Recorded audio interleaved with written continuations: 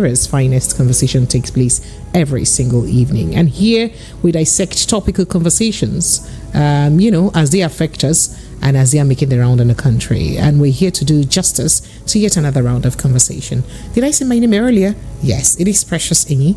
And this show is produced by Promise.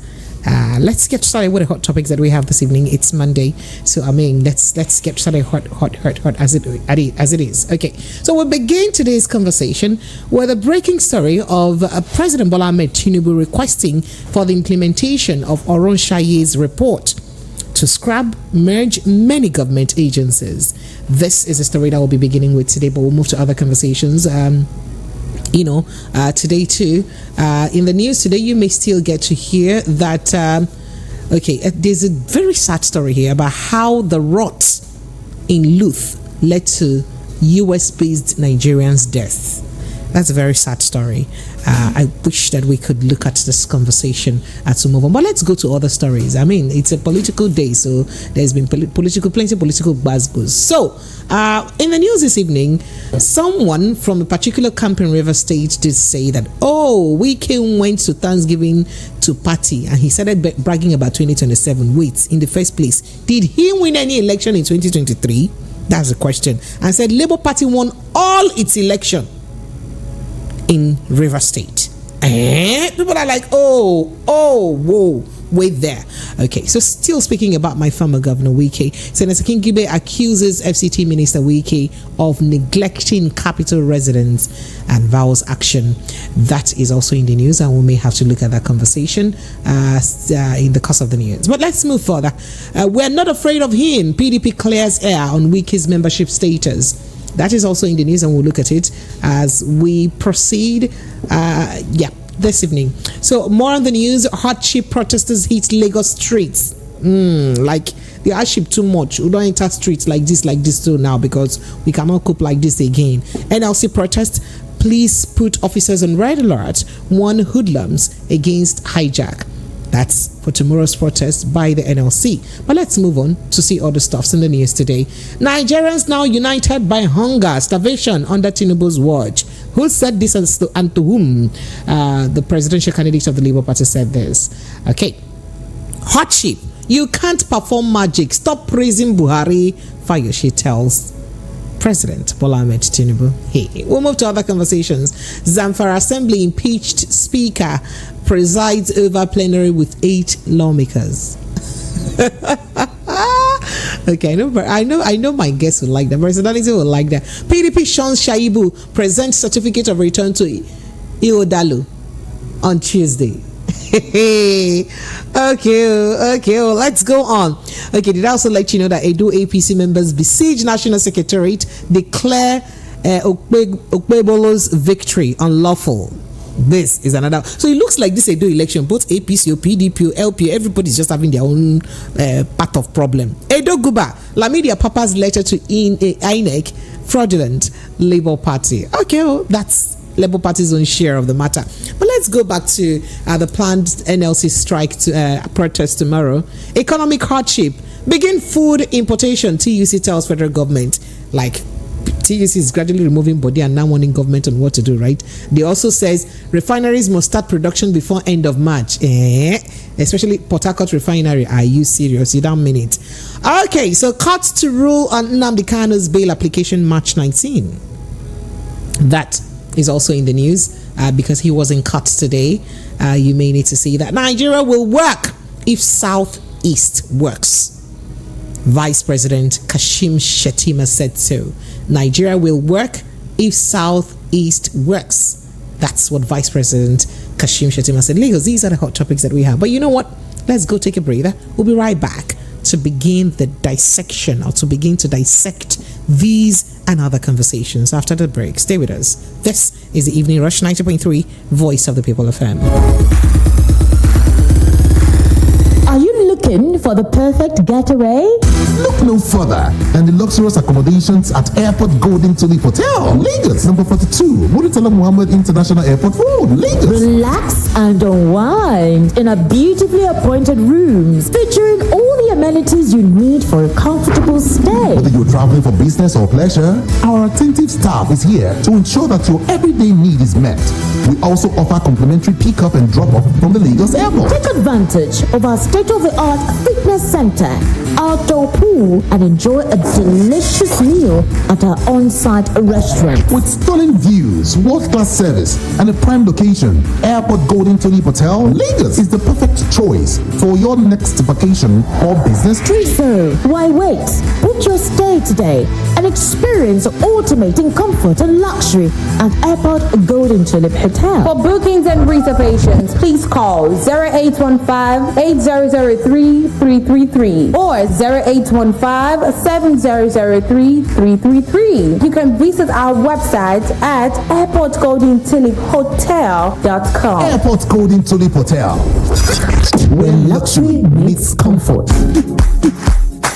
The award-winning pizza in the US is now here in Nigeria. Ladies and gentlemen, I present to you Romeo, the pizza champions, and cold berry ice cream, delight in every scoop. Visit any of our outlets and feel the rich taste from the pizza champions and cold berry ice cream at 11 Road by First Avenue, Festac Town, 28 at Denira Ogunsanya Street, Surulere, 13 Admiralty Way, Lekki Phase 1. Romeo's Pizza and cold berry ice cream.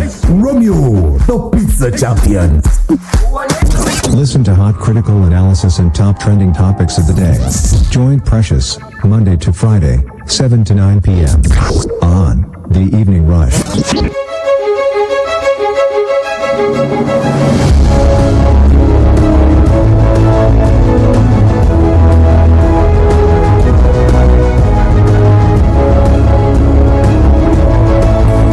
Lagos, you are welcome back. It is still 90.3 Voice of the People FM. So let's get started very quickly, shall we?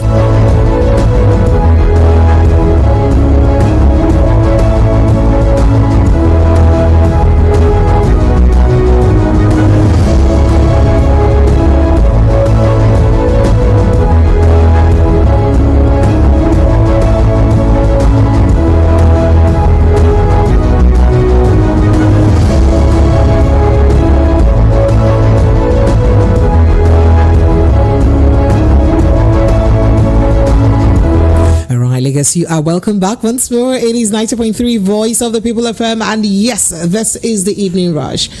So where do we get started now? So let's get started with Oronshaye's report. As now, President Bola Ahmed Tinubu has resolved to implement the Stephen Oronshaye's report that called for a learner government by merging some agencies and scrapping some others. Now, the president's decision was announced by a presidential spokesperson, Bayo Onanuga, in a post on Twitter, aka X, you can say. Quoting the tweet, it says, 12 years after the Steve Oronshaye panel submitted its report on restructuring and rationalizing federal government, parastatals and agencies, and a white paper issued by and a white paper issued 2 years after President Tinubu and the federal government.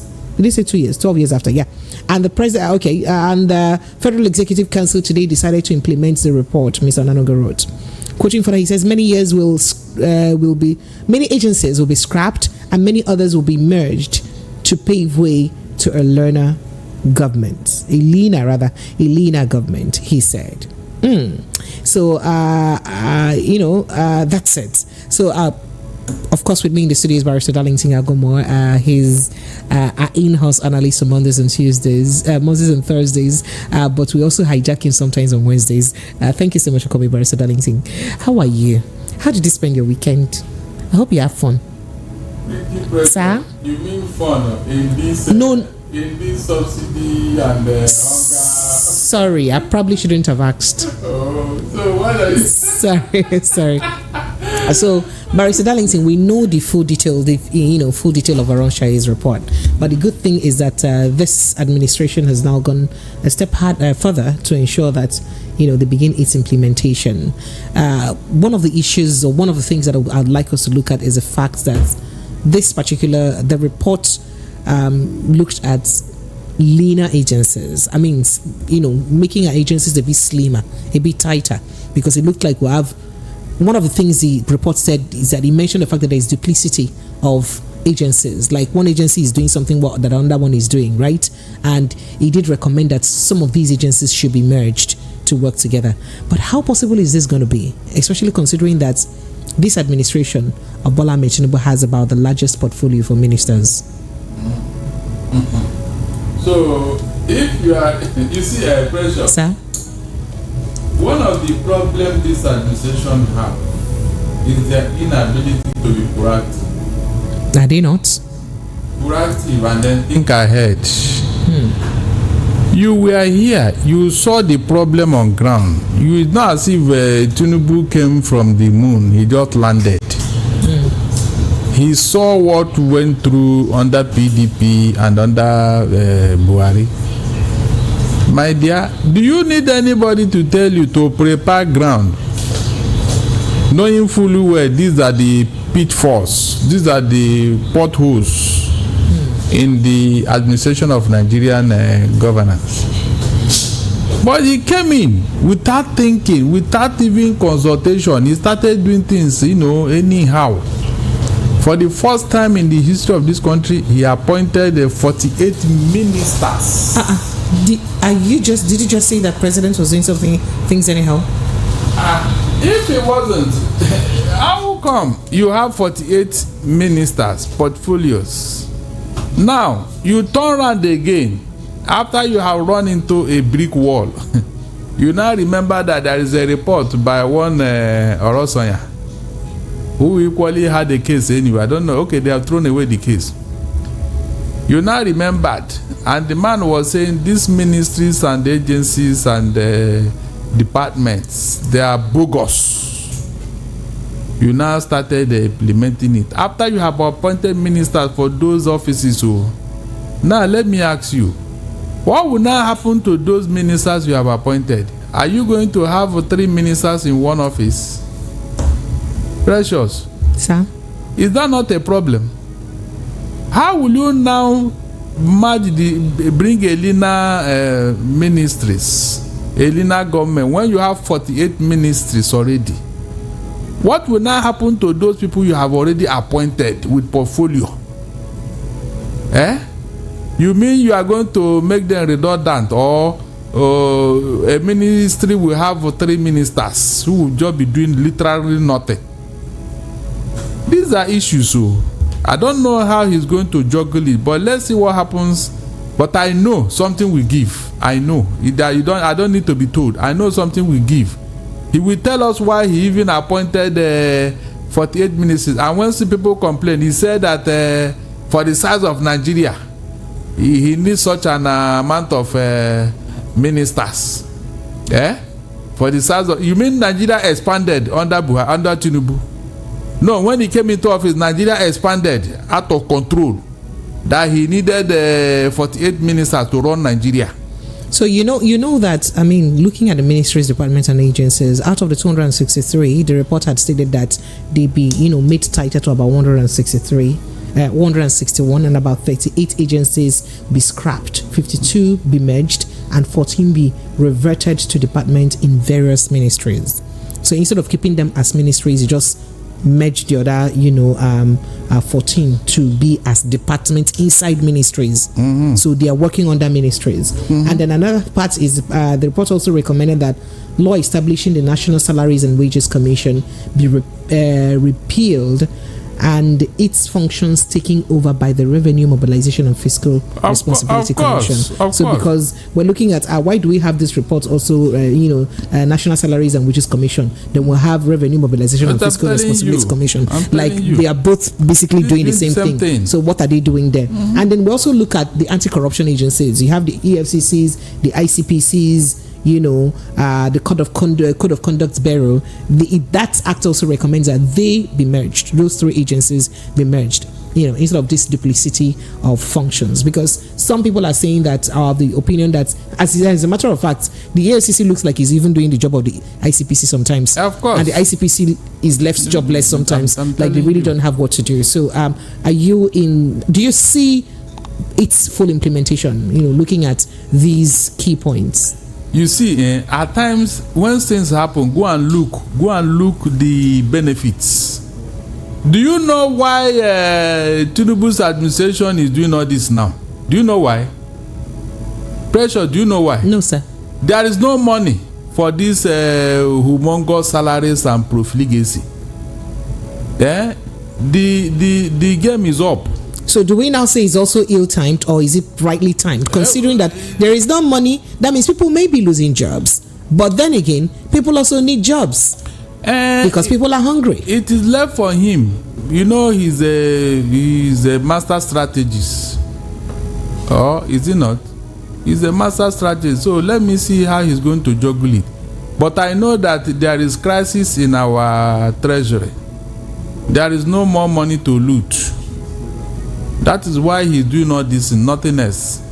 Even the 30 trillion naira they are investigating at the National Assembly. Loot, but when you say loot, you make it look like there are people that have been fingered for stealing something. My dear. Do you know anybody in any of the administration, in this administration, that's been fingered for stealing money? If the money was properly used, why the investigation? The National Assembly said that the only money they approve out of that 30 trillion is 819 billion. That is the only money they acknowledge. He said the others, they don't know how somebody chop it or precious 30 trillion and you are looking for money. If they were properly appropriated and used, will you put up investigation to know who took it and who did not take it? Is that not the height of profligacy? You just collect money, you spend it, no appropriation, no consultation, no discussion, and now you are investigating. Medicine after death. The National Assembly, they were we told them, but they closed their mouth. They kept quiet. Now that there is no money, they are looking for where to grab money. Do you think the person who told us he collected this money, do you think that he will even bring it out if at all he's with it? No, tell me, will he? She will not allow them to release the money now, so that you will not say, so you are another Abacha, who has been returning money since 1998. Precious. A lot has gone wrong. I don't know what has happened to Nigeria, seriously. Leader that's supposed to lead the way, look at what they are doing. Just doing things as if we can no longer plan. This was the Nigeria that was sending technocrats outside Nigeria to help other African countries, to put up their civil service, to put up their judiciary, to even help their educational system. Look at where we are. Pressure, look at where we are. To the extent that even Qatar is now shunning us whether we should come or we should not come to their country. A country of 3 million people. Precious. Shunning our own president from coming after the no, but that statement has been it has been resolved after the thing leaked now. Did it not leak? No, was it not the leaker that caused the reversal? That conversation is not in our reader. I know it's not, but I'm just making as a reference to tell you where we are. So Dubai did the same thing. It's like even ordinary these people that rebelled against ECOWAS, should it be under Nigeria that they should rebel? These 3 countries that said they are leaving ECOWAS, should it be under? If Nigeria have influence, the presence of Nigeria as the chair of that body, should be enough to tell them that they should not try that nonsense. They know result now, but they say that they have seen that Nigeria is. Look, what is the change rate between Naira and the CFA now, which is their currency? Don't you know that this matters a lot? I told you here that one of the reasons why Margaret Thatcher resigned from being British Prime Minister is because the euro was almost attacking the British pound. When they wanted to form the euro, it gave the British pound a lot of headache. And the British people, being so proud of their culture and their tradition, they wanted to preserve the British pound. The woman left. It's on record. And now look at it. Right. Our own naira down safer. So speaking about Naira and safer, Lagos State residents today, Monday, hits the streets to protest against a high level of hardship in the country. Now, it was gathered that the ongoing protest was facilitated by a human rights group identified as Take It Back Movement. The protesters were seen carrying placards with various inscriptions which expressed their grievances at the Ojuelegba underbridge area of the state. Now, this is coming hours to the planned mass protest scheduled for February 27 and 28 by the Nigerian Labour Congress, which, by the way, the police have been warned to be on red alert, to revert as ahead of the proposed nationwide protest by the Nigerian Labour Congress, NLC. The Nigerian Police Force has placed its operatives on red alert across the country. The police force has also reiterated its commitment to ensuring that the rights and freedom of protesters are protected. Reports that it's been reported that the NLC had scheduled the strike to go on tomorrow and next tomorrow, that is Tuesday and Wednesday 27, 28. A few hours before the planned protest, the Nigerian Police Force, in a statement issued by the First Public Relations Officer ACP Olamiyiwa Adejobi, said officers have been placed on red alert across the country to ensure the safety of the protesters. The safety of the protesters, not to throw tear gas, the safety of the protesters. Now, the statement said the force remains vigilant against any attempt by hoodlums to hijack the protest, stressing that anyone who might want to leverage on nationwide protests to create brouhaha in the country will be apprehended. Part of the statement read, particularly that. But let's move to other conversation, especially as it's got to do with the hardship that Nigerians are facing at this time. So Peter Obi of the Labour Party says Nigerians under President Bola Ahmed Tinubu's watch have become one big nation united by hunger and starvation. Today we are one big nation united by hunger and starvation. The quote reads, to the point of dying to make ends meet, Mr. Obi said in a statement shared on his Twitter handle today, Monday.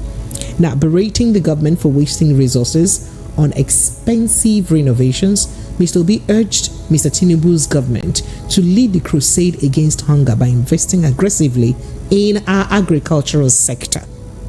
How would they go to farm with insecurity? Most distressing is that in all our adversity, our leaders have resorted to spending stupendously amount of resources on wasteful items like ordering expensive renovations of offices and residents that are already in luxurious conditions. So he quoting him further, he says, we have seen our government spend our money on car parks for politicians than for the National Assembly, remember, sir? Okay, I'm just trying to refresh your mind. Than for the running of half of our teaching hospitals. In all this, there has been scanty attention to the living conditions of the ordinary people that were elected to care for, or they were elected to care for. Nigerians in Lagos, protesting food prices on Monday, are also calling for the amelioration to ameliorate their suffering. So with what Peter Obi has said, other people have also reacted, because in another news, someone else responded and said that, the president may not do more than we expect him to do.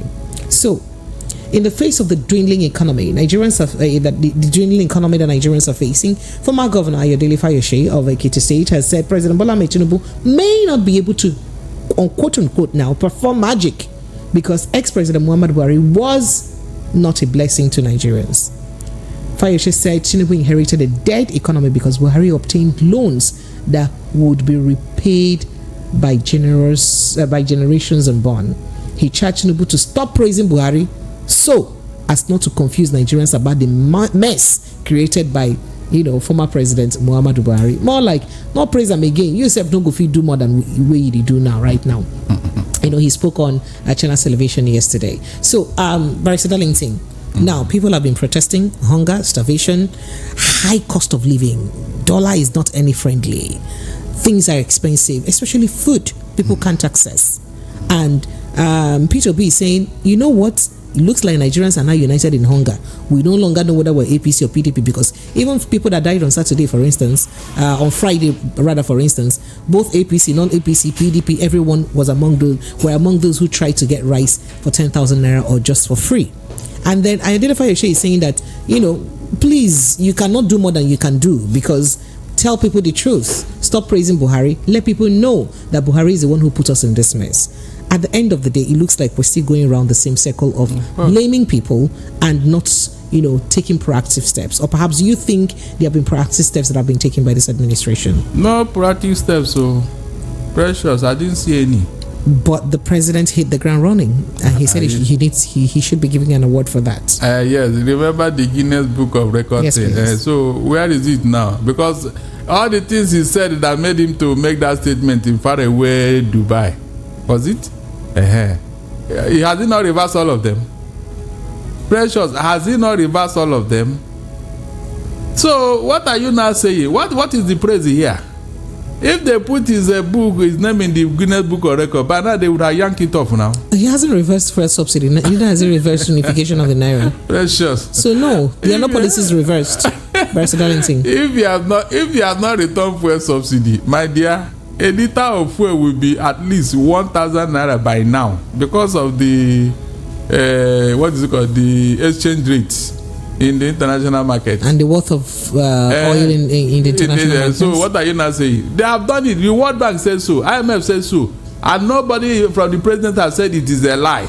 Nobody. IMF said he has returned fuel subsidy. Yes, he said it, and nobody from the president have. You saw an article where they said that. We discuss it here now. What are you saying? Are you Precious? I thought we discussed that they should remove that. IMF was advising that they should remove. Precious, you have started. You have started. People are hungry.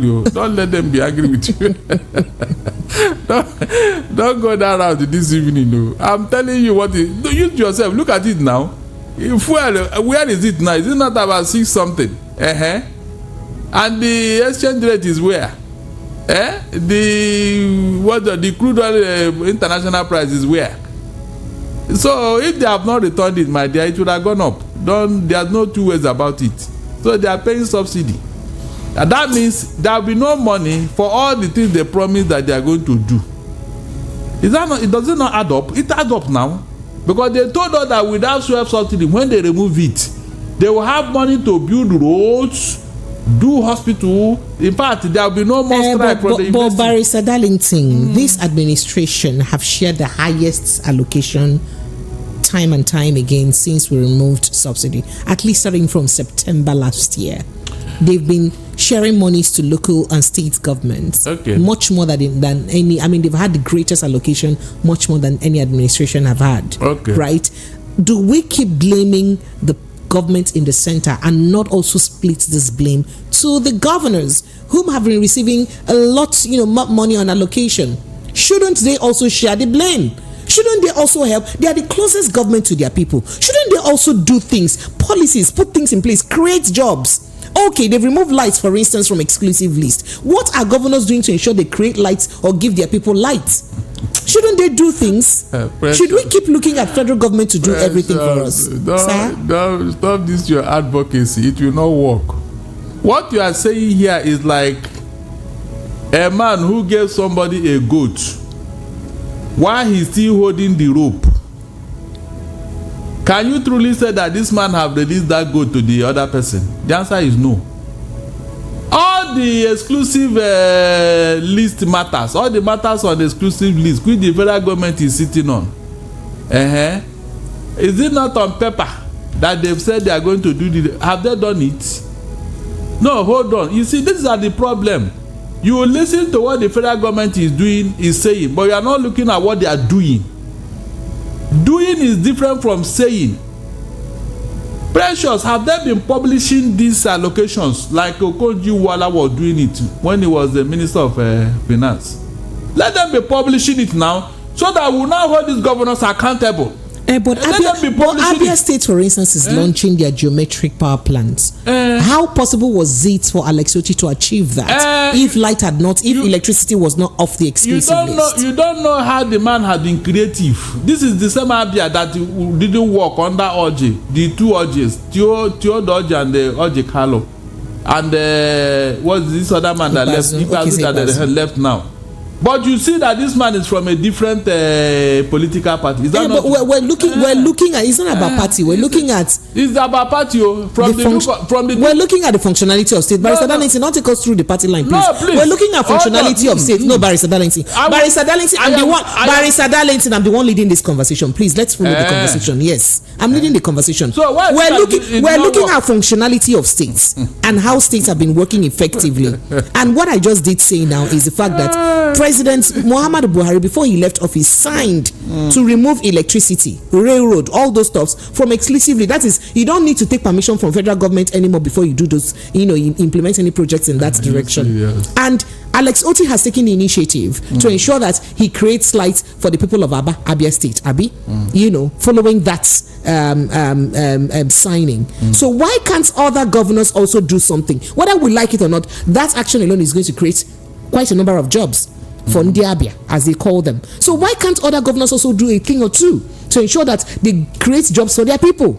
We have governors who just come and take allocations month end. They keep saying that the state remains a civil service state. How do you just become a civil service state when you can be creative about job generation? Precious. Sir? Why is it that this same federal government you are trying to share the problem? Why is it that this same federal government, when it comes to election, they will interfere in the states? You saw what is going on in Edo State. Other that is coming from Abuja, this candidate and the other candidate, who will be the other person is interested in this party. This is the interested in this candidate. This is the candidate that. Why is it that always, consistently, the federal government always interfere in the affairs of the state when it comes to election? But when it comes to giving dividends of democracy, they will remain mum. Have you asked yourself that question? No, tell me. Can't this Barrister Darlington was saying the same to Barrister Darlington. When it came to dividends of democracy, they have shared much more money to the states now. Why are the states not utilizing that money to create jobs, to build industries, to be creative, so that they can create jobs to their people? That's the question. Good. What I'm asking you now, what has the federal government done or said about it? Remember the 30 billion. The federal government should direct them on how to use their money. Hold on now. You remember the 30 billion naira they mentioned, Agbabio mentioned. Did you know see how this governor came out vehemently to deny it? Have you had any other statement from the presidency to say it is true or it is a lie? My dear, leave what they wrote at the body of the motor and enter motor. I've told you, this APC, I will always believe them with a pinch of salt. I've told you. You know what the hard man put it that day? 30 billion. So I should go now and ask those of them, where is the 30 billion? The doctors are denied. The deputy chairman of governor's firm, Sheyi Makinde, has denied that. He said he's not aware of any of that kind of money. So it doesn't look like it's true. It doesn't look abi because it's coming from the number 3 man in the country. This thing was not just said by a roadside mechanic. Number 3 man in the country, and even nobody from the presidency reprimanded him not to put them in problem. These are the things I'm telling you. I said it's like a man who gave somebody a goat and you are holding the rope. Look at even NEPA. Hold on, look at NEPA. You are talking of light, Abi. Look at NEPA. And is the government not in charge of transmission? Transport. Are they not the one in charge? No. How do you now do it on your own as a state? How? No, look at it yourself now. They are still holding most of the things they're supposed to have released since. The president signed an executive order 10 that local government should be autonomous. They should get their own allocation directly from federation account, a first line charge. What happened to the governors? Or they did not put it down. What did the presidency say? You should give order that if you don't, I will be giving this local government their money directly. Oton, that's the end of the matter. Yes, you insist if you are really serious about it. But when it comes to election, they must insist who will become what in all the states. Is that not a contradiction? You want me to believe what they are saying, Abi? No, they can deceive Nigerians, not me. If they want the state to work, my dear, it will in a jiffy. They will give order and follow it up. After all, the money is coming from them. If they tell the allocation agency, oh yeah, give the local government their money directly, will the states go to court? Over what? No, will they go to over what? Why will they go to court? Don't we have local government in Nigeria? Okay, you are now the party in charge. You are now that is one of the things you campaign with. Now that you are in charge, okay, implement it to the fullest. Even Lagos State government was part of those who kicked against giving local government autonomy.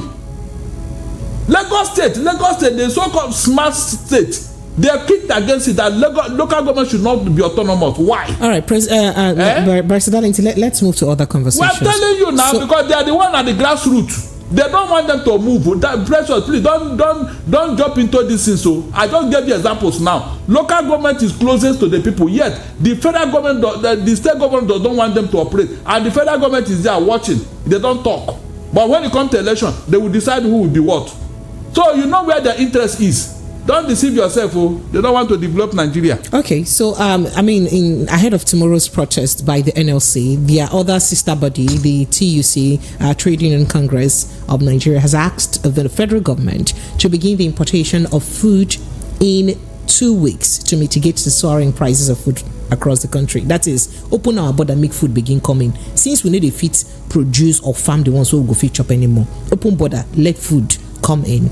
Do that in 2 weeks. TUC says. This was disclosed by the president of TUC, Festus Osifo, during a press conference on the economic hardship ravaging the country Monday in Abuja today. Since the removal of fuel subsidy by President Bola Ahmed Tinubu May 29 inauguration day, the cost of living has risen and inflation figures have been pushed to new heights in Nigeria. Now, speaking barely 24 hours before the nationwide protest of the NLC, Osifo stressed the Nigerians have never seen or never witnessed this level of hardship before, even during military regimes, adding that the problems are not unconnected to the government's poor patronage of locally made products. That is, they say governments need to patronize locally made products and services and lack of capable hands at the helm of affairs. That is, say they don't get ubonge hand them if we handle things for the top. Now, TUC had earlier backed out of the planned 2-day nationwide protest declared by the Nigeria Labour Congress over the high cost of living. They said that because NLC unilaterally on their own fixed the protest, so their hand no day inside. So whilst they're not attending while they're not taking part in the protest, they are asking the federal government to ensure that they begin food importation in 2 weeks. In fact, they're also asking that the federal government should ensure that they start the importation of the Port Harcourt refinery starts to work as soon as possible. That's another condition that they're giving. So the Congress visited the Port Harcourt refinery about a week ago to inspect the state of the rehabilitation, both the old and new refineries. So quoting them, they says, we are demanding that crude production from the old Port Harcourt refinery must commence before the end of first quarter of 2024. That is, before the end of March 2024, we must begin to refine our own products. That is, if we want to make them, they not start their own. Do you see government meeting these deadlines, refining products before the end of March, and also ensuring in 2 weeks' time opening the borders for food importation? You see this divide and rule that NLC has come to become with the government, it is going to backfire. Quote me. You see this thing that government is doing, dividing the labor union for their own selfish interests. My dear, it will backfire. You know, they said that the day a madman realized that he's naked, that day his madness will disappear. They are now, dividing NLC, using Osifo against Joe Ajaero. It's wrong. What makes you think someone else is using him? Because when he said that Joe Ajaero, NLC president, declared a strike on his own, it is wrong. I monitored the 2 radio stations between yesterday and now, where all the affiliate unions to NLC were giving a circular to their members to mobilize. So how can anybody say that Joe Ajaero did it unilaterally? Look at since last year that they've been planning strike. Each time they plan, something will happen. They will back down. Nigerians will be blaming them, including myself. I've blamed them on several occasions, not knowing what they are going on, what they are going through behind. Now that the thing has come open, it has become open wound now. Nigerians, are you going to blame NLC again? No, are you going to blame NLC? Look at how government has it become an open wound? Because now all the things that NLC is going through, which they never told, it is now obvious that they are being divided. Yes, they are being divided. All the members of under TUC, from the look of things, that they may not participate, and they will now see Joe Ajero as a rebel who want to bring down the government. Is that not what they are planning to do now? That is it. They were doing this thing together since last year until just 2 weeks ago when TUC now said when did Joe Ajero started acting on his own? When? When Nigerians that have been blaming Joe Ajero, you cannot see the problem they are going through. That government is hamstringing them. Government is trying to tie their hands. And when you go otherwise now, they will say you want to bring down with all this rumor you are hearing all over the place. They will now tell you that it is true they are using Joe Ajero. They want to use him. He is part of the people sabotaging the government. Can't you see it? They are working towards an answer. These are the things that we are talking about. Meanwhile, this government came into office through propaganda and through strike and protest. How do you mean? Who went to Ojota in 2012? Hold on. Who went to Ojota in 2012? Was it me? Didn't you know the people who were saying it? Don't remove fuel subsidy. Meanwhile, they removed this 3 times under their regime. They removed it 3 times. They made it at 87 naira. They took it to 145. From there to 160 something. And now to where we are. Between November and that's during Buhari time, it hovered between 250 and 300. Nigerians manage it until it come to where it is today.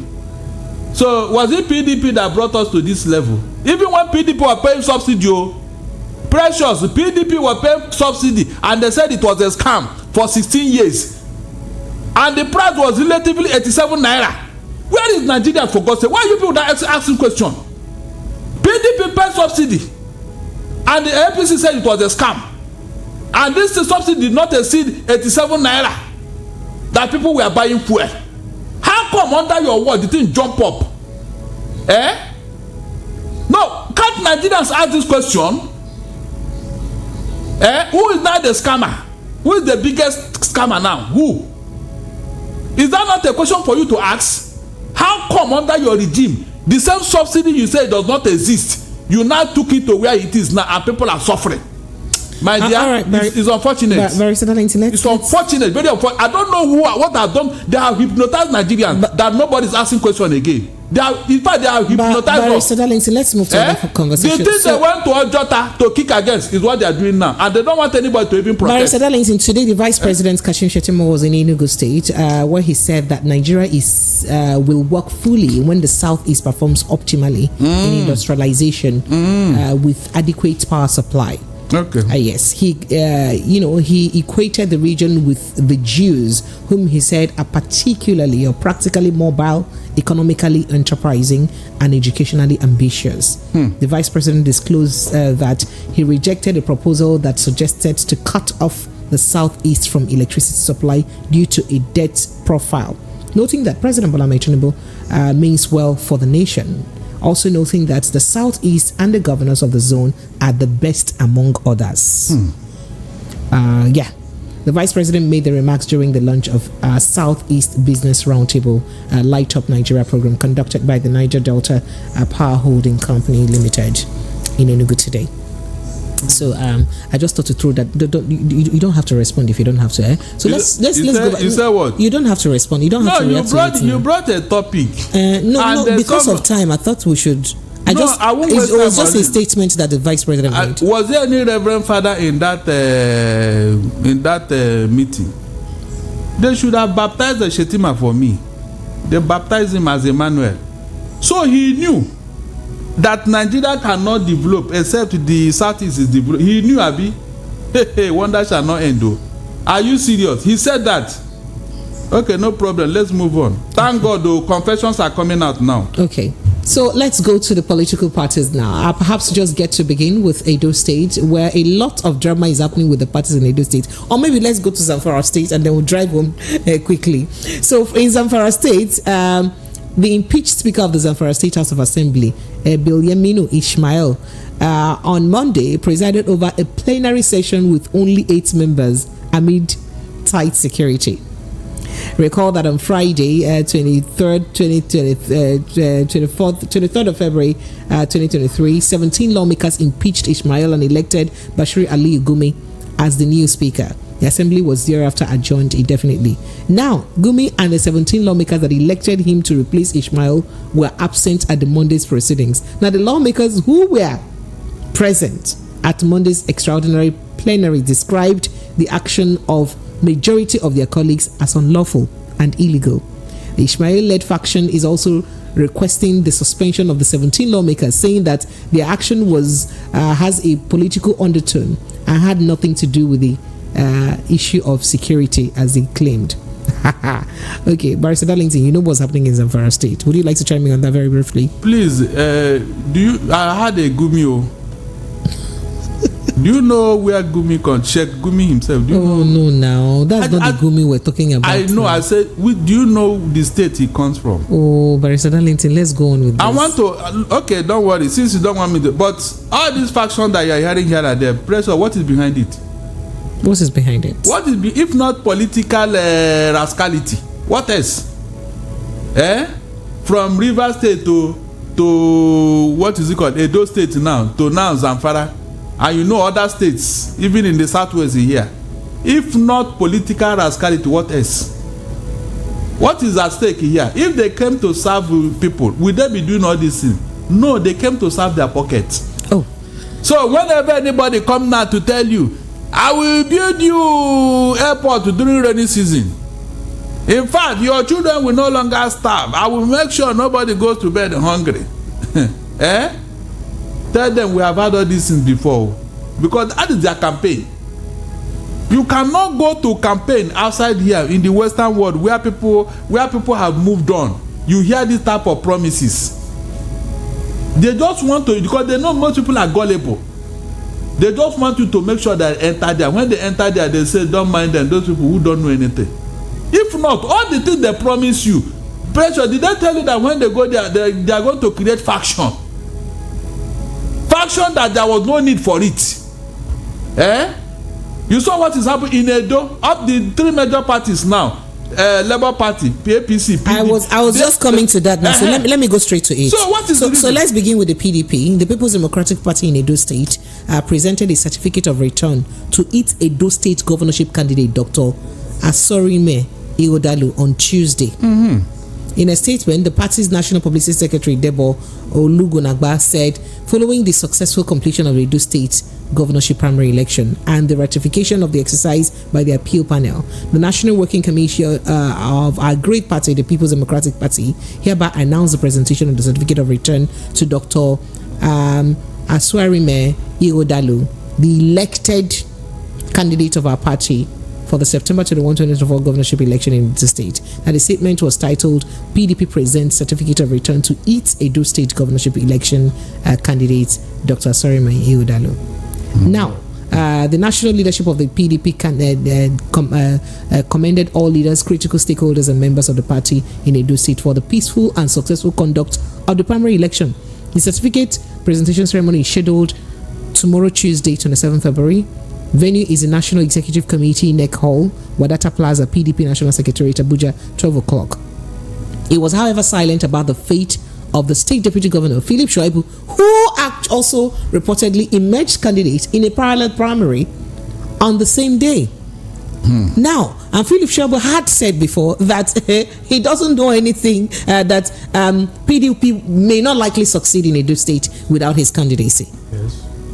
And this one now is happening. What is going on? But before we get to your response on what's going on there, let's take other parties too. For instance, the APC is not left out with the quagmire or the brouhaha that is going on with, the primaries in Edo State. As some members of the All Progressives Congress APC in Edo State have described the declaration of Senator Monday Okpebolo as the winner of the rescheduled Edo governorship primary election as not only unlawful but a gross violation of the party's constitution. The party members who stormed the APC National Secretariat today, Monday, in Abuja, described last Thursday's governorship primary as a daylight robbery. It would be recalled that the governorship primary election held on February 17 under the supervision of Governor Hope Uzodinma saw the emergence of three candidates: Dennis Idahosa, Senator Monday Okpebholo, and Enamero Dekiri.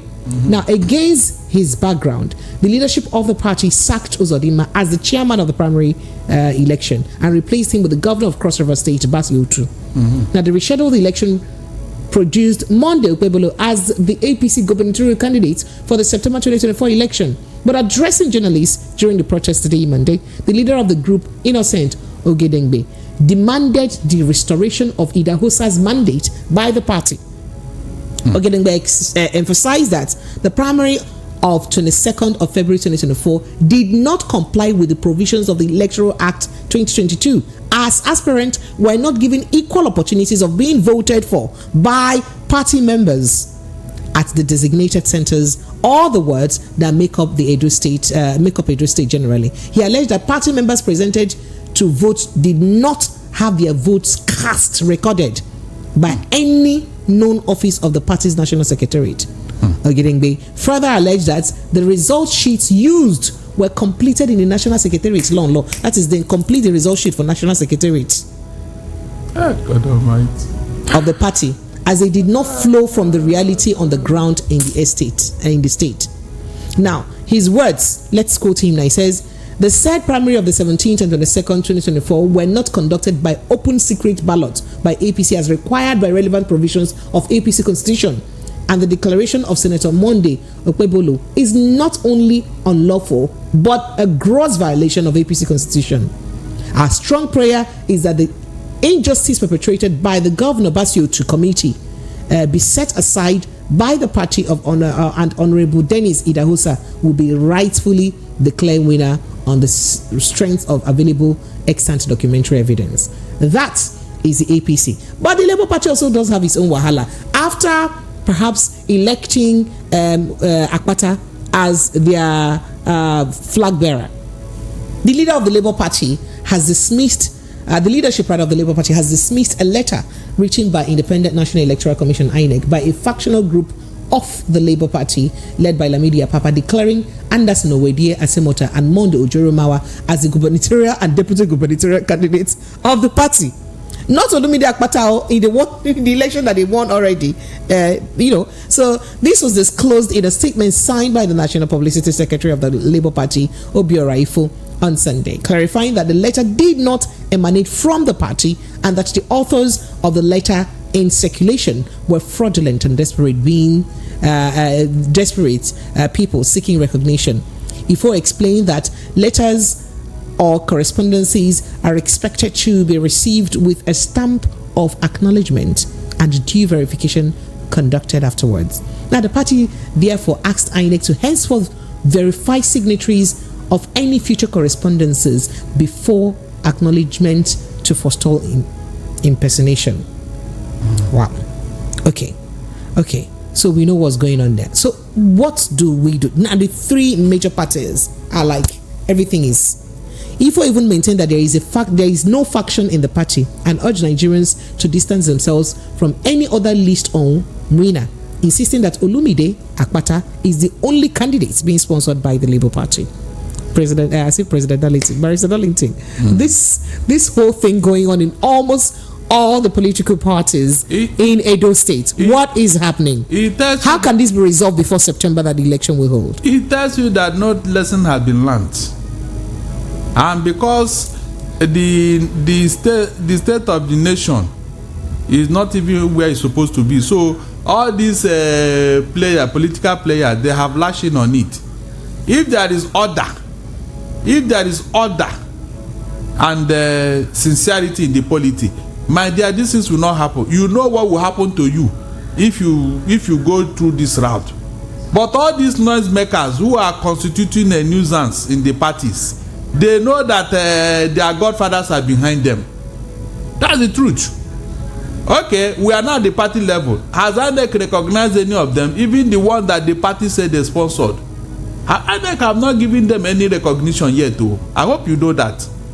It's only parties that are giving them recognition, like that of PDP, who is to come to Wadata House to come and receive. What is the other one? If tomorrow now, some powerful forces now choose the factional man, uncle, and INEC recognize him, what will you do? No, Precious, I'm asking you, what will you do? Or has it not happened before? That is the issue. These people, they are planted to cause all this nonsense.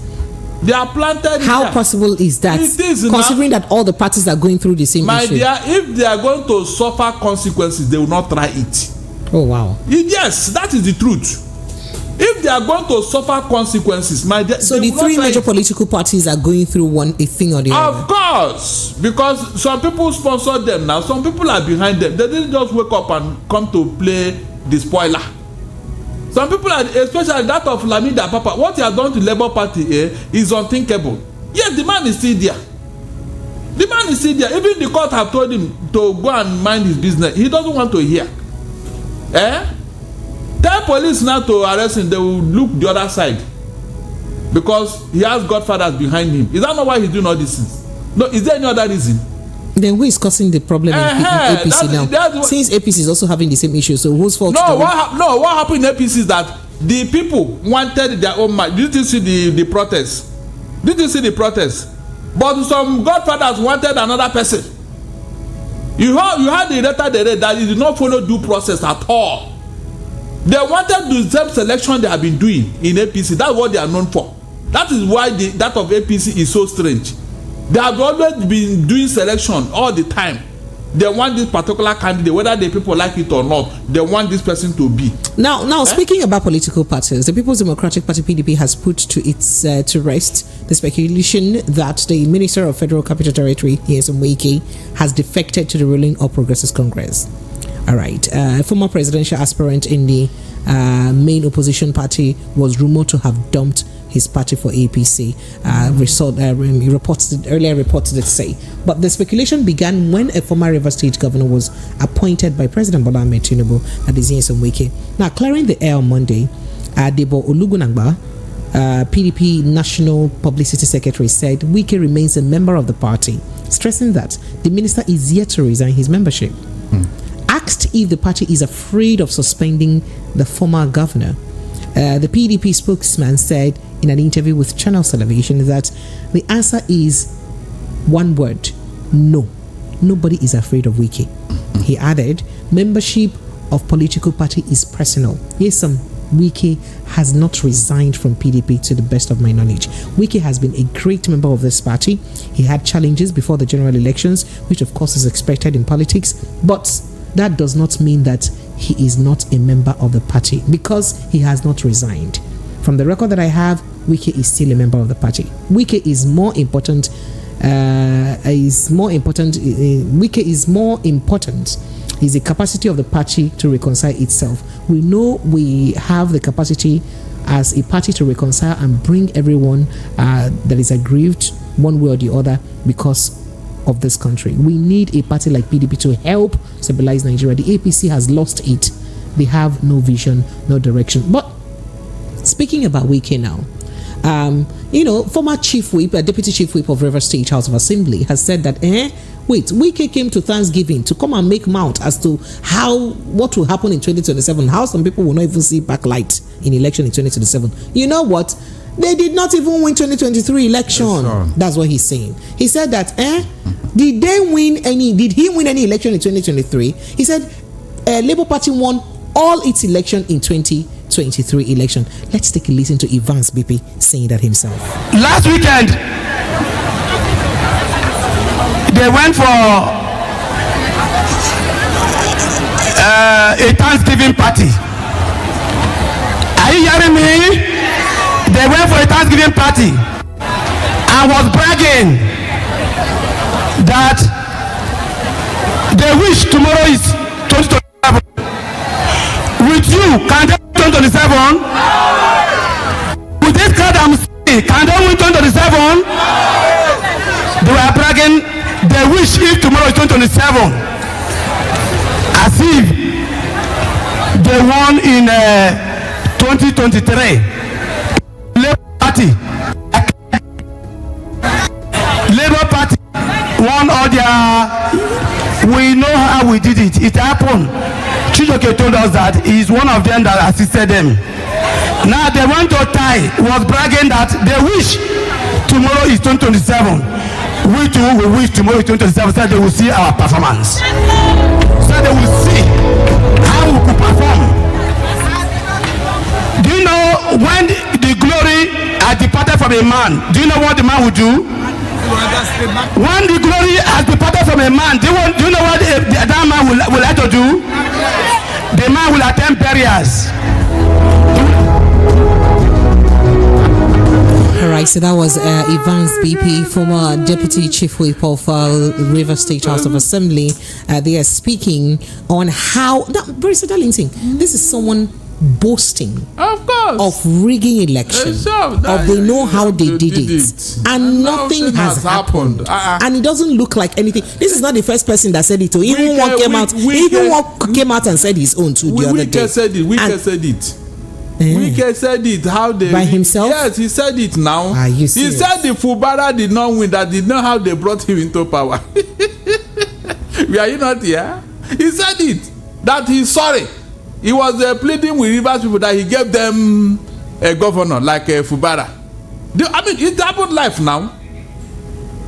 All this confession, yet the police, even with what they said about Rivers State now, is it not an embarrassment to INEC chairman with what he was bringing out as results?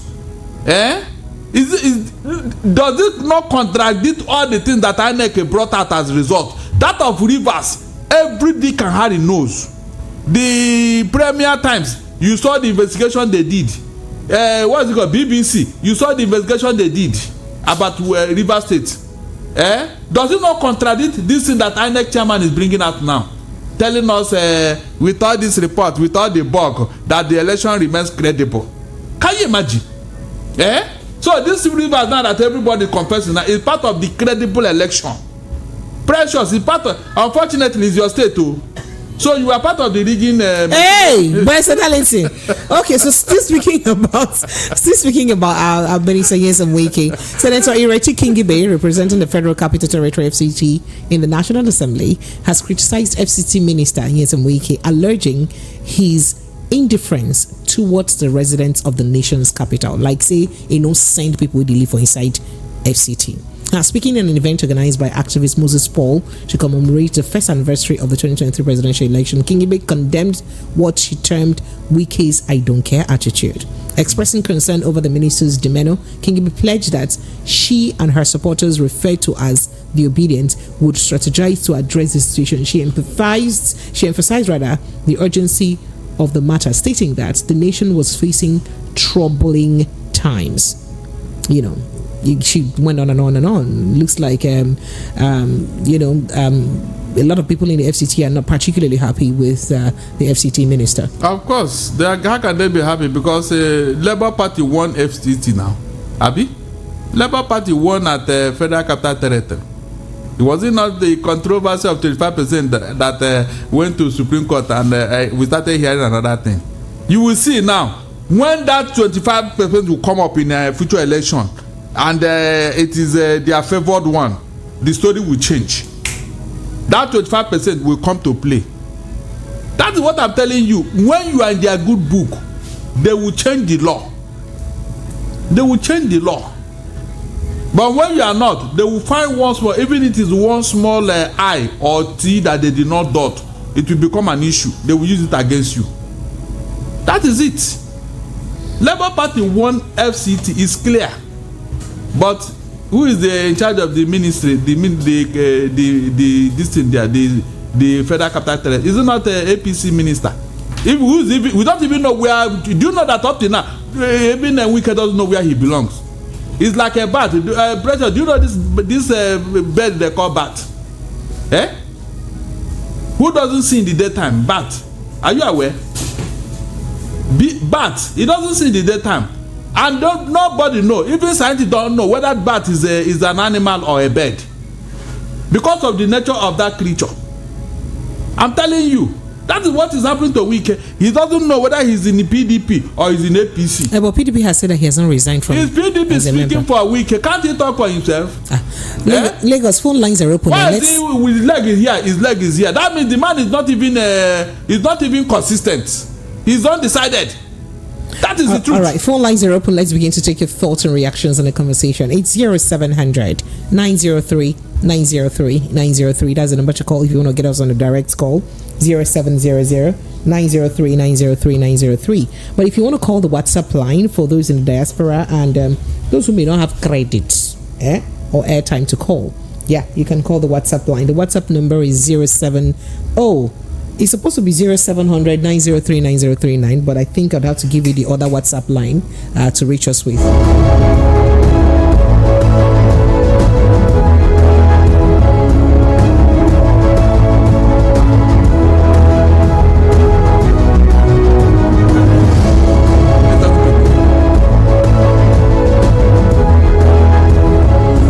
To let you in on that WhatsApp line later on. It's still 0700 903 903 903. That's the number to call. I'll let you in on the WhatsApp line whilst the calls are coming. Hello, good evening to you. Hi, Precious. Yes, please. Yeah, this is Remy. Hi, Remy, you're welcome. But darling, I greet you. Well done, my brother. Yeah, let me start from the case of Labour Party faction, blah, blah, blah. I think the Supreme Court has laid it to rest that there is only one faction as regard to Labour Party, which is that of Abure. Abi? So I don't know why the media keeps giving... the Supreme Court? Of course, now. Go ahead, I just... As it is now, we can't call any other person the president of this country aside Tinubu because the court declared him the president. So the same thing applies to the Abure's faction, which is known by the court of law. So I wonder why the media keeps giving the illegitimate faction that audience. I saw the video of Abati as well speaking to one of the, and Abati was just sitting down doing nothing, watching someone bringing down a particular ethnic group. I'm telling you. I don't know why the media keeps giving this faction. This is not my opinion. The court made it so clear that the Abure faction is the only known faction. So as it is today, there is no issue with Olumide Akpata's nomination, going by what the court said the last time. So I keep wondering why the media keep putting up Lamida Papa and his crew. I don't know if there's an agenda to that. They are not known to law. So why are they calling them a faction when the court has already declared them not as illegal? All right, thank you. So I'm asking that. I'm asking the other thing too. Or am I saying something out of line? No, you are not that. I said it here. I said some people are behind them. That is why they cannot be touched. Nobody. So why is the media giving them this attention? Don't blame the media. They are paying for it too. They are paying for their appearance. Are you saying I don't know that? If you saw the are you video saying that the interview with Ruben Abati of Arise Television? I don't know because I don't know why they should do that because I remember when I remember when they did this, would have been paid for. Hold on, I remember when they did this into somebody who was mentioning IPOB or something. I remember what came out of it. True or false? Abati sat there. Oh, so when that guy was saying someone Obi wanted to anabranize Imolai, and he was sitting down there, he couldn't correct him. So is there an agenda? Yeah, when I just don't know. The thing is, they want to make every party look the same. That is what they want to do. They want to make there's an issue in APC, there's an issue in PDP, so there must be an issue in Labour Party too. Of course. So just to make everybody look, they can see everybody is the same. Good night. Thank you, my brother. You. They don't know that Nigerians are now aware. They can reason. They don't know. Hello, good evening. Hello, good evening. Are you there? Good evening. Yes, good evening to your guest, Mr. Darlington. Good evening, welcome.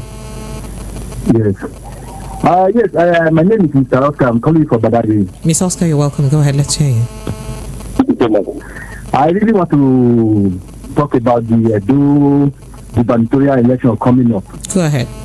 You see, the PDP, the way they position themselves, it's like another Oyesewike is coming to scuttle the PDP election in Edo State. Mr. Shaibu, the deputy governor of Edo State, he's from Edo North, the Adam Oshomole side of the Edo. Then Obaseki, the current governor of Edo State, is from the Benin. The man that took this, that won this ticket now, I think that should be from Isha part of the Edo State. I'm not very sure, but I'm trying to see that is how the three legs stand in Edo State. What Shaibu is trying to play, I try to let all the Isha understand that power is not served à la carte. That is, power is not given freely on top of gold. Because this is the time for the Isha to also rule Edo State. Adam Oshomole ruled Edo State for 8 years. Then the current governor now, Mr. Obaseki, is ruling Edo State for another 8 years. The Isha has never had anything. The Isha part of the Edo State is they fold their legs and fold their hands on their laps. Allow Shaibu, after that Oyesewike, the way he acted to Mr. Atiku Abubakar, they'll be the loser. But I know Isha will not sleep. All right, thank you. Physically, they will not sleep. Thank you. Shaibu will lose. Thank you. Thank you so much. Thank you. Hello, good evening to you. Good evening. Good evening. Welcome. Yeah, thank you. I just want to continue from where the speaker before the last one here ended concerning the Labour Party chairmanship. Yes, please go ahead. What's your name? What's your name and where you calling from? My name is Israel. I'm calling from Norway. You're welcome, Israel. Go ahead. I'm calling from Oslo. Yeah. So I just want to add from where the man stops. Because I watched the interview between Abba, what is his name? Abati and Arabambi. Yeah, that man. I don't know what's wrong with that man. That man has some issues with Peter Obi, I think, because from what I know, from last year the issue between Abire and his name is Apapa or whatever is his name. The issue was resolved. So please, you will address people correctly, please. As the authentic chairman of the Labour Party is Abure, not Apapa or whatever it's called. So the reason why I'm calling here is because of lingering issue in Nigeria about the NLC. Oh dear. Hello, are you there? Oh. Hello? Well done. Hello? All right, Lagos, we'll still keep taking your thoughts and reactions after this break. Let's take a quick breather. I have lots of WhatsApp messages. I see all your reactions on YouTube, plus the ones that you put bless me and curse me. I'm coming to read all of them after the break. I'll be right back. Stay with us.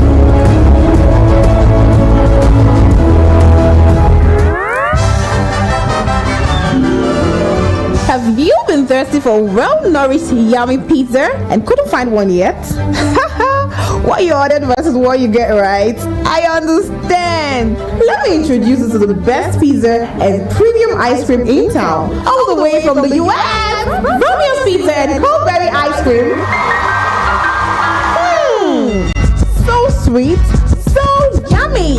Visit the new Romeo's Pizza outlet, 22 Latif Salami Street, Ajao Estate, by the Lagos International Airport Road. For more inquiries, call 0816-320-9783 or 0816-321-0945. Romeo's Pizza and Coldberry Ice Cream. The light in every school. Are you looking for the perfect getaway? Look no further than the luxurious accommodations at Airport Golden Tulip Hotel, Lagos, number 42, Muritala Muhammad International Airport Road, Lagos. Relax and unwind in a beautifully appointed rooms featuring all the amenities you need for a comfortable stay. Whether you're traveling for business or pleasure, our attentive staff is here to ensure that your everyday need is met.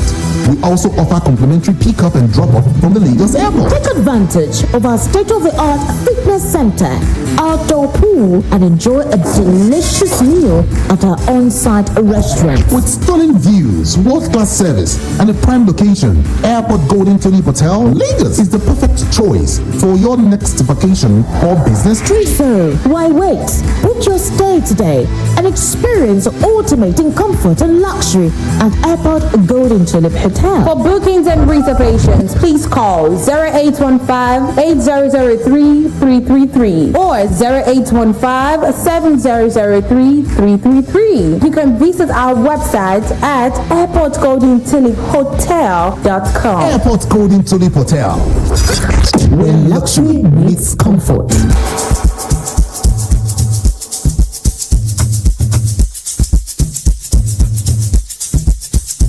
Are you aware that Iruka Online Limited installed and designed a 100,000 capacity church building? Oh yeah, we are the sole distributors of global leading brands all over the world, such as Wafte Line Array, speakers and digital amplifiers, Preseno's digital mixers and studio equipment, Coswell workstations and keyboards, Fender guitars, Mapex drums, Ashdown bass combos, just to mention but a few. We offer flexible payment plan handled by our financial department with 24/7 customer care support system. You can visit our website on www.iruka.com to avoid buying fake products. You can also visit our showroom at number 36 Lagos International Airport Road beside Golden Tulip Hotel.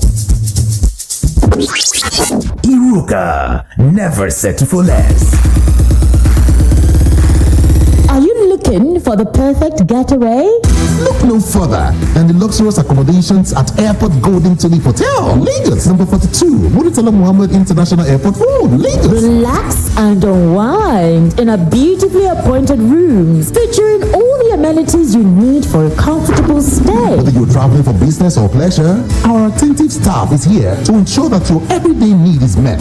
We also offer complimentary pick-up and drop-off from the Lagos Airport. Take advantage of our state-of-the-art fitness center, outdoor pool, and enjoy a delicious meal at our on-site restaurant. With stunning views, world-class service, and a prime location, Airport Golden Tulip Hotel, Lagos is the perfect choice for your next vacation or business trip. So, why wait? Book your stay today and experience ultimate in comfort and luxury at Airport Golden Tulip Hotel. For bookings and reservations, please call 0815-8003-333 or 0815-7003-333. You can visit our website at airportgoldentuliphotel.com. Airport Golden Tulip Hotel, where luxury meets comfort. Listen to hot critical analysis and top trending topics of the day. Join Precious, Monday to Friday, 7 to 9 p.m. on The Evening Rush.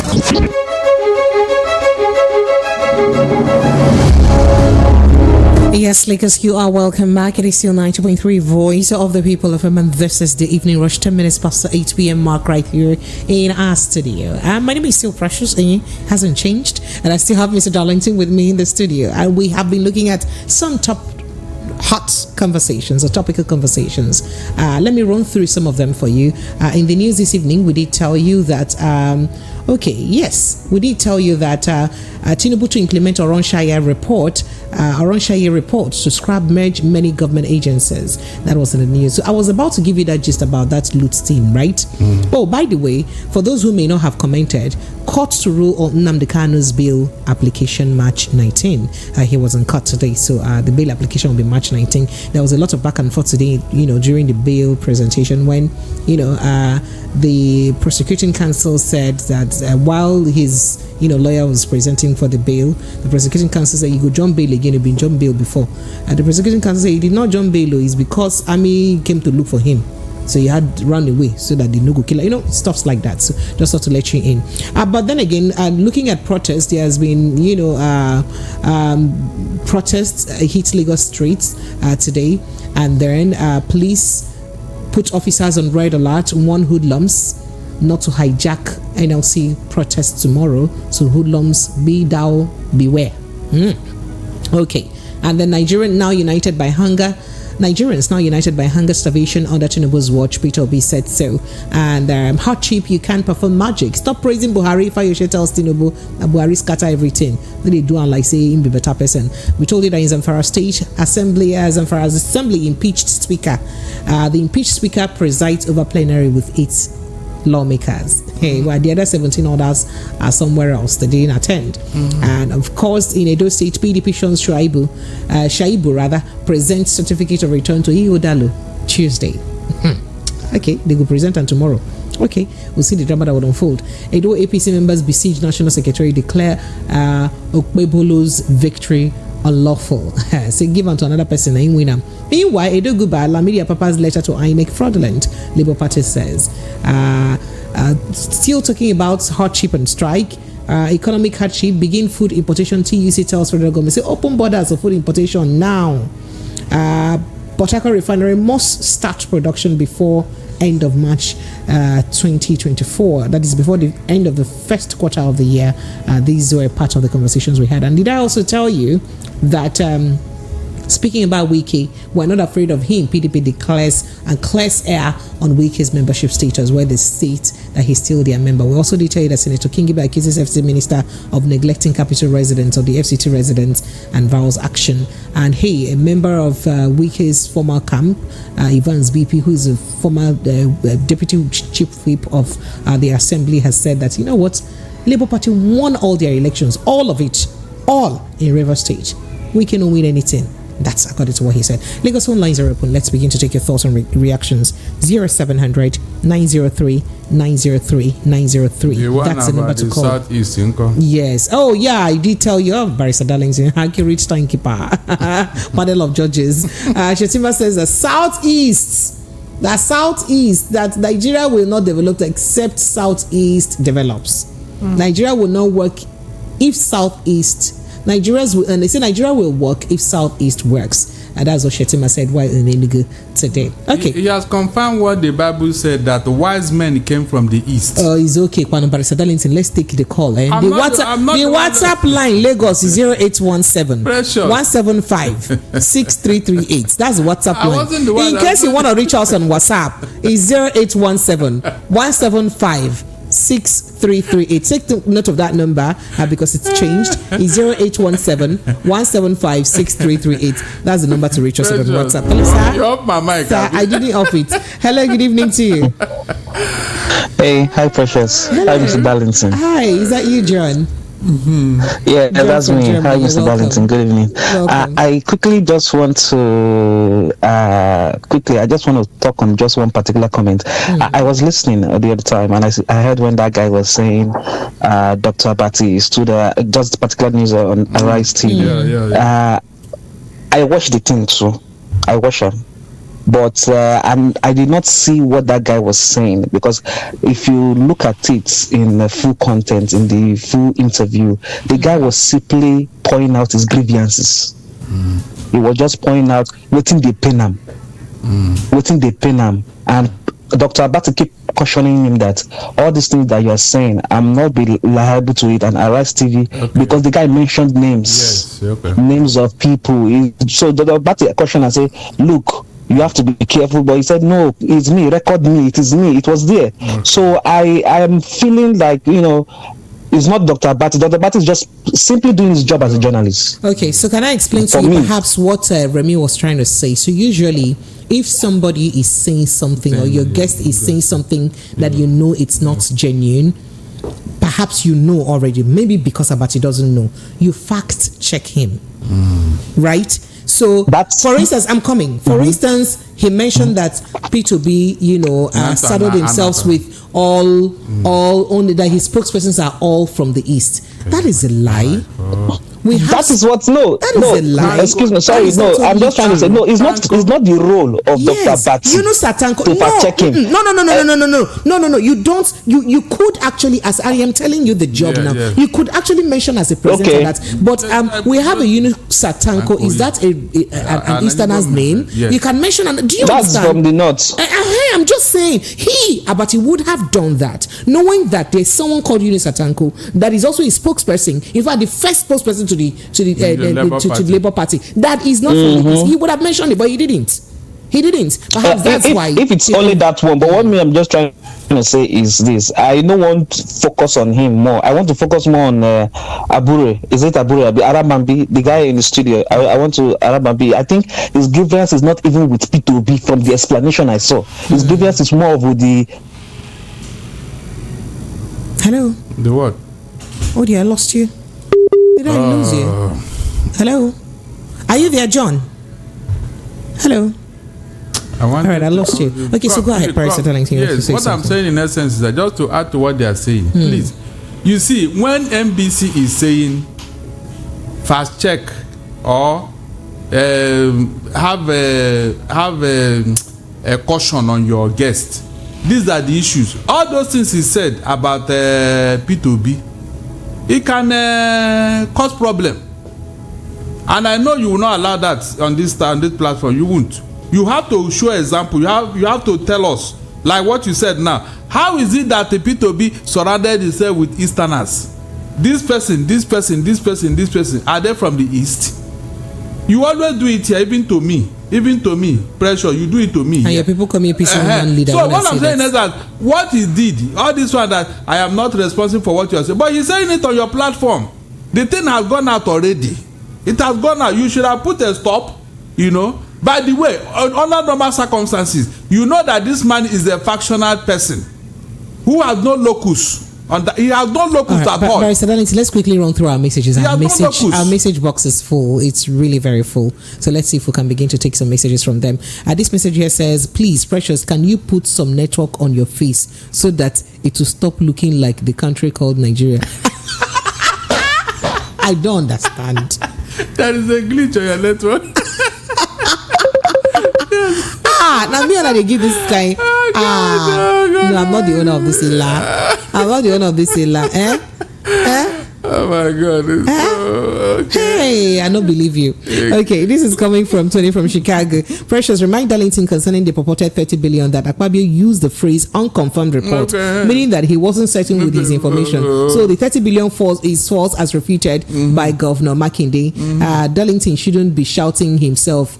Who was with his lies? They say they lie you, and his fando. Okay, say I'm his fando, but I detest misleading information. Which one?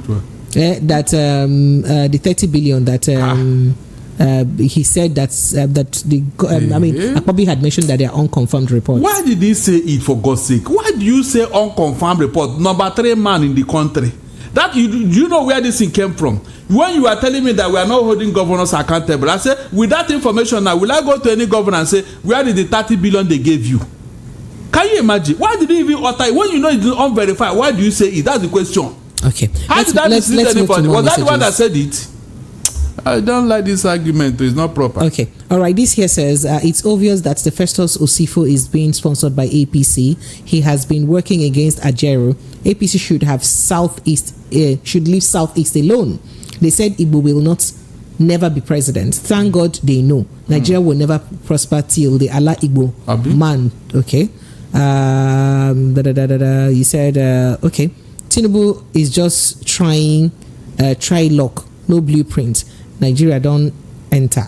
Senator from Isada sent in that message. And then this here about His Royal Highness BC Mulko. It's shameful and unfortunate that the TUC and NANS have been bought over and making NLC to answer man alone. As a matter of fact, I am urging the NLC to stand their ground and make their voices heard near and far. The country is seriously in a terrible economic and food crisis, and something urgent needs to be done. That's what he said. And Stephen Akim Bisola from Ijego says, good evening, Precious and the Barrister Darlington and the management of VOP. It's a big shame that up till now we can't refine petroleum products for our own local consumption, as we still depend on the importation of these products. How can our naira be how can our naira have a little breath? No go fit breathe. It may interest you to know that we have 21 byproducts from the refined crude. Those would have created a lot of employment to a lot of citizens. How can the naira have a little breath? That's what you said. Prince Ayotek says, our federal government have divided NLC and TUC on a shameful act. Who told you it's federal government that did that, Bikono? You can't build on another man's foundation, and you can't be successful with stolen. Okay. I probably would have to leave it there. Thank you so much for your message. Thank you. Precious, please play this video of Barrister Darlington and other Nigerians to know the truth. No, I'm not going to play a video that I can't verify. Good job. Thank you. Whatever video that is, I'm not going to play a video that I can't verify. But I appreciate you. Thank you. Hello, good evening to you. Hello? Yeah, hello, Precious. Hello, sir. Yeah. So, good evening. Good evening, Tony. How are you doing? Yeah, good. Precious, there is network on your face, so don't be Nigerian. Yeah. So, why are you doing this to me? It's not fair. Okay. Yeah. So, how is Promise doing? She's fine. She's our producer. She's behind the scene. Okay. All right. So, there are two things. Mr. Darlington just said it. Yeah. There are games they are trying to play for 2017 or 2027. That EFCT will again turn to be a point for winning, and they will bring back the topic again. That's one. Two, you did mention something about the refinery. Those things will not change anything, Precious, because they have used our oil as a collateral in all the loans they are taking. If not, why is it that Dangote can't get the crude from Nigeria? Why is it that Dangote can't get the crude and he's buying outside and bringing it back to Nigeria to refine? So that's one. The second one is the Labour Party that somebody said. I don't want to talk about the factional leader, Mr. Papa, but the fact is there that why is he still around, causing problem? I wonder. The court has ruled everything. Why is he still? If that man, when I say now, you say that maybe I'm trying to be, you will stop me now. But I have to say, if that man is an Igbo man, it's not me that stopped you. Your network quenched your voice. No, I just stopped to hear you because I was waiting for you to stop me. So. Oh my God, if that man is from the southeast, I'm telling you, by now, Precious. What did you do to me? He okay. Come on, did anything. Thank you. You do me, oh. All right. So this says, good evening. Patriotic Nigerians have been raining curses and I'm not going to read that message from Lagos. He said the factional leader party on Alameda Papa is illegal. That's what you said. And then this message says, oh wow, right. Plenty of message. How many I won't read? Dear Princess Precious, good evening to you. I hope you had a splendid weekend. No, I didn't. You want to make it splendid? The draconian policies of Tinubu has plunged the nation into worse hardship and anger. That makes Buhari's 8 years look like a child's play. The non-accountability of our commonwealth by all those governing us has further deepened the hunger. In the coming days, we should see more protests. I wonder why nobody is calling for Buhari's head rather than that of Remi Tinubu's. He say until we stop the politics of self-aggrandizement, we would keep on having these discussions, and Mr. Darlington will continue to scream to the government on our behalf.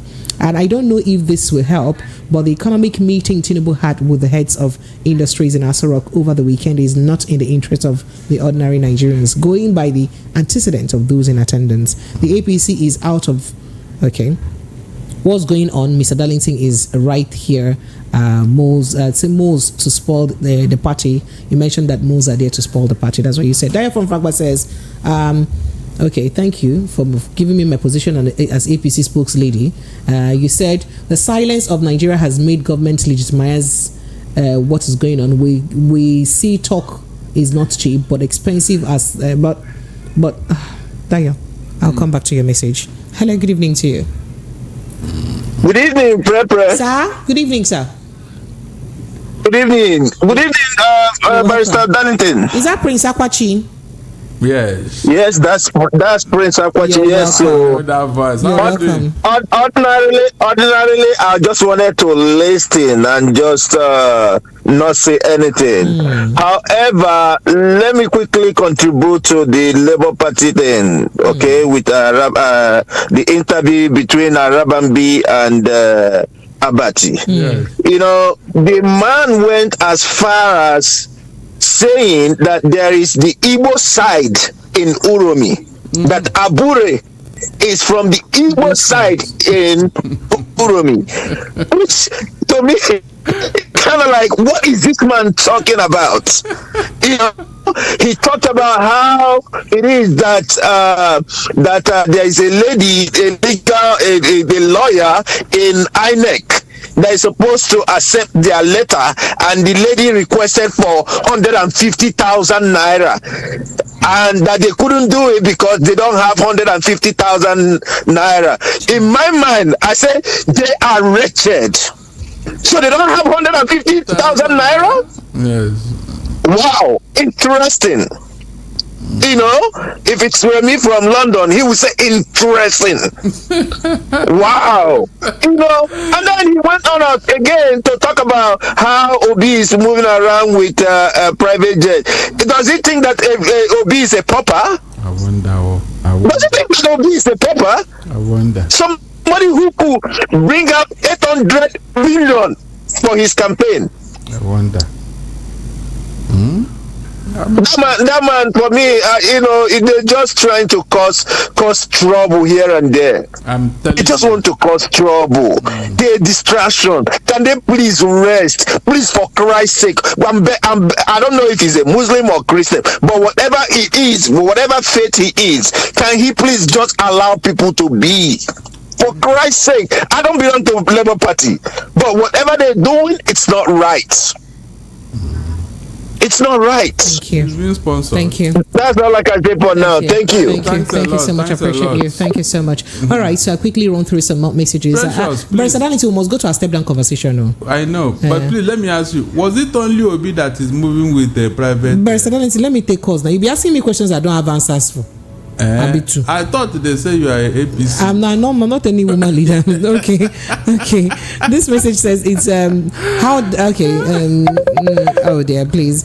Okay, when he knows that the governor can make a change if people hold them accountable. Okay, see how Darlington is playing politics with state development. When he knows that these governors can make a change if people hold them accountable. Why giving excuses for their failure?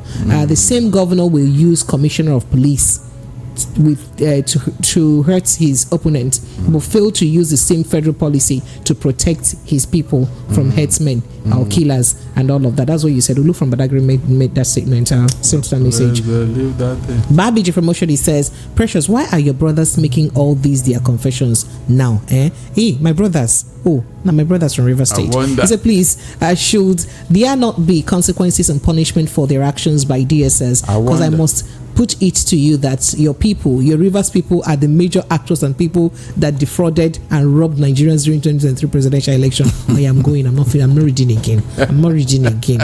Charity from Oshodi says, I thought they said Tinubu is a master strategist. So what is holding him from performing his magic? They are just playing. My happiness is that hunger doesn't know tribalism or ethnicity. We are all in this together, you try to say. And Emperor says, I greet you, Precious. Tinubu is doing well. I now buy one loaf of bread for 1,800 naira, 1 kg of cooking gas for 1,400. I thought it was 1,300. 1 pint of rubber of gari of 2,500. 1 pint of rubber of beans for 5,000 naira. 1 pint of rice for 6,500. 115 units of electricity at 9,000. 1 liter of fuel for 650. ETC from Emperor. Precious, please, I need my words. I need your replies on Instagram. Oh, you sent me a message on Instagram. I'll go look through it. Good evening, Precious Barrister Darlington. This is an image of the news showing how Buhari ordered full implementation of same Oronshaye's report in 2020. Tinubu told us he is going to follow the process of Buhari. And he's not following it. And he's now following it. Okay, there was a report here that says President Buhari has approved the implementation of a report submitted by the Presidential Committee. Are you sure that was on Russia's report? It wasn't. Yes, he did. He did. Buhari did. Okay. So it was not implemented then. It will not be implemented nothing, then. Okay. Nothing. And this says, good evening, sir. Did you remember that the lady that was beaten and injured on the face by the APC Agbero during election yesterday makes it 1 year, and some people were laughing at her then? How do you expect that lady to protest? Victory from Mafoluku sending a message. This is so sad. On a don't do the hope of common man. Harry Agbada from Palm Grove. He says, happy birthday, sir. Whose birthday? Okay, so sorry. That wasn't for us. Okay. I think that wasn't for us. I'll see you. Thank you so much.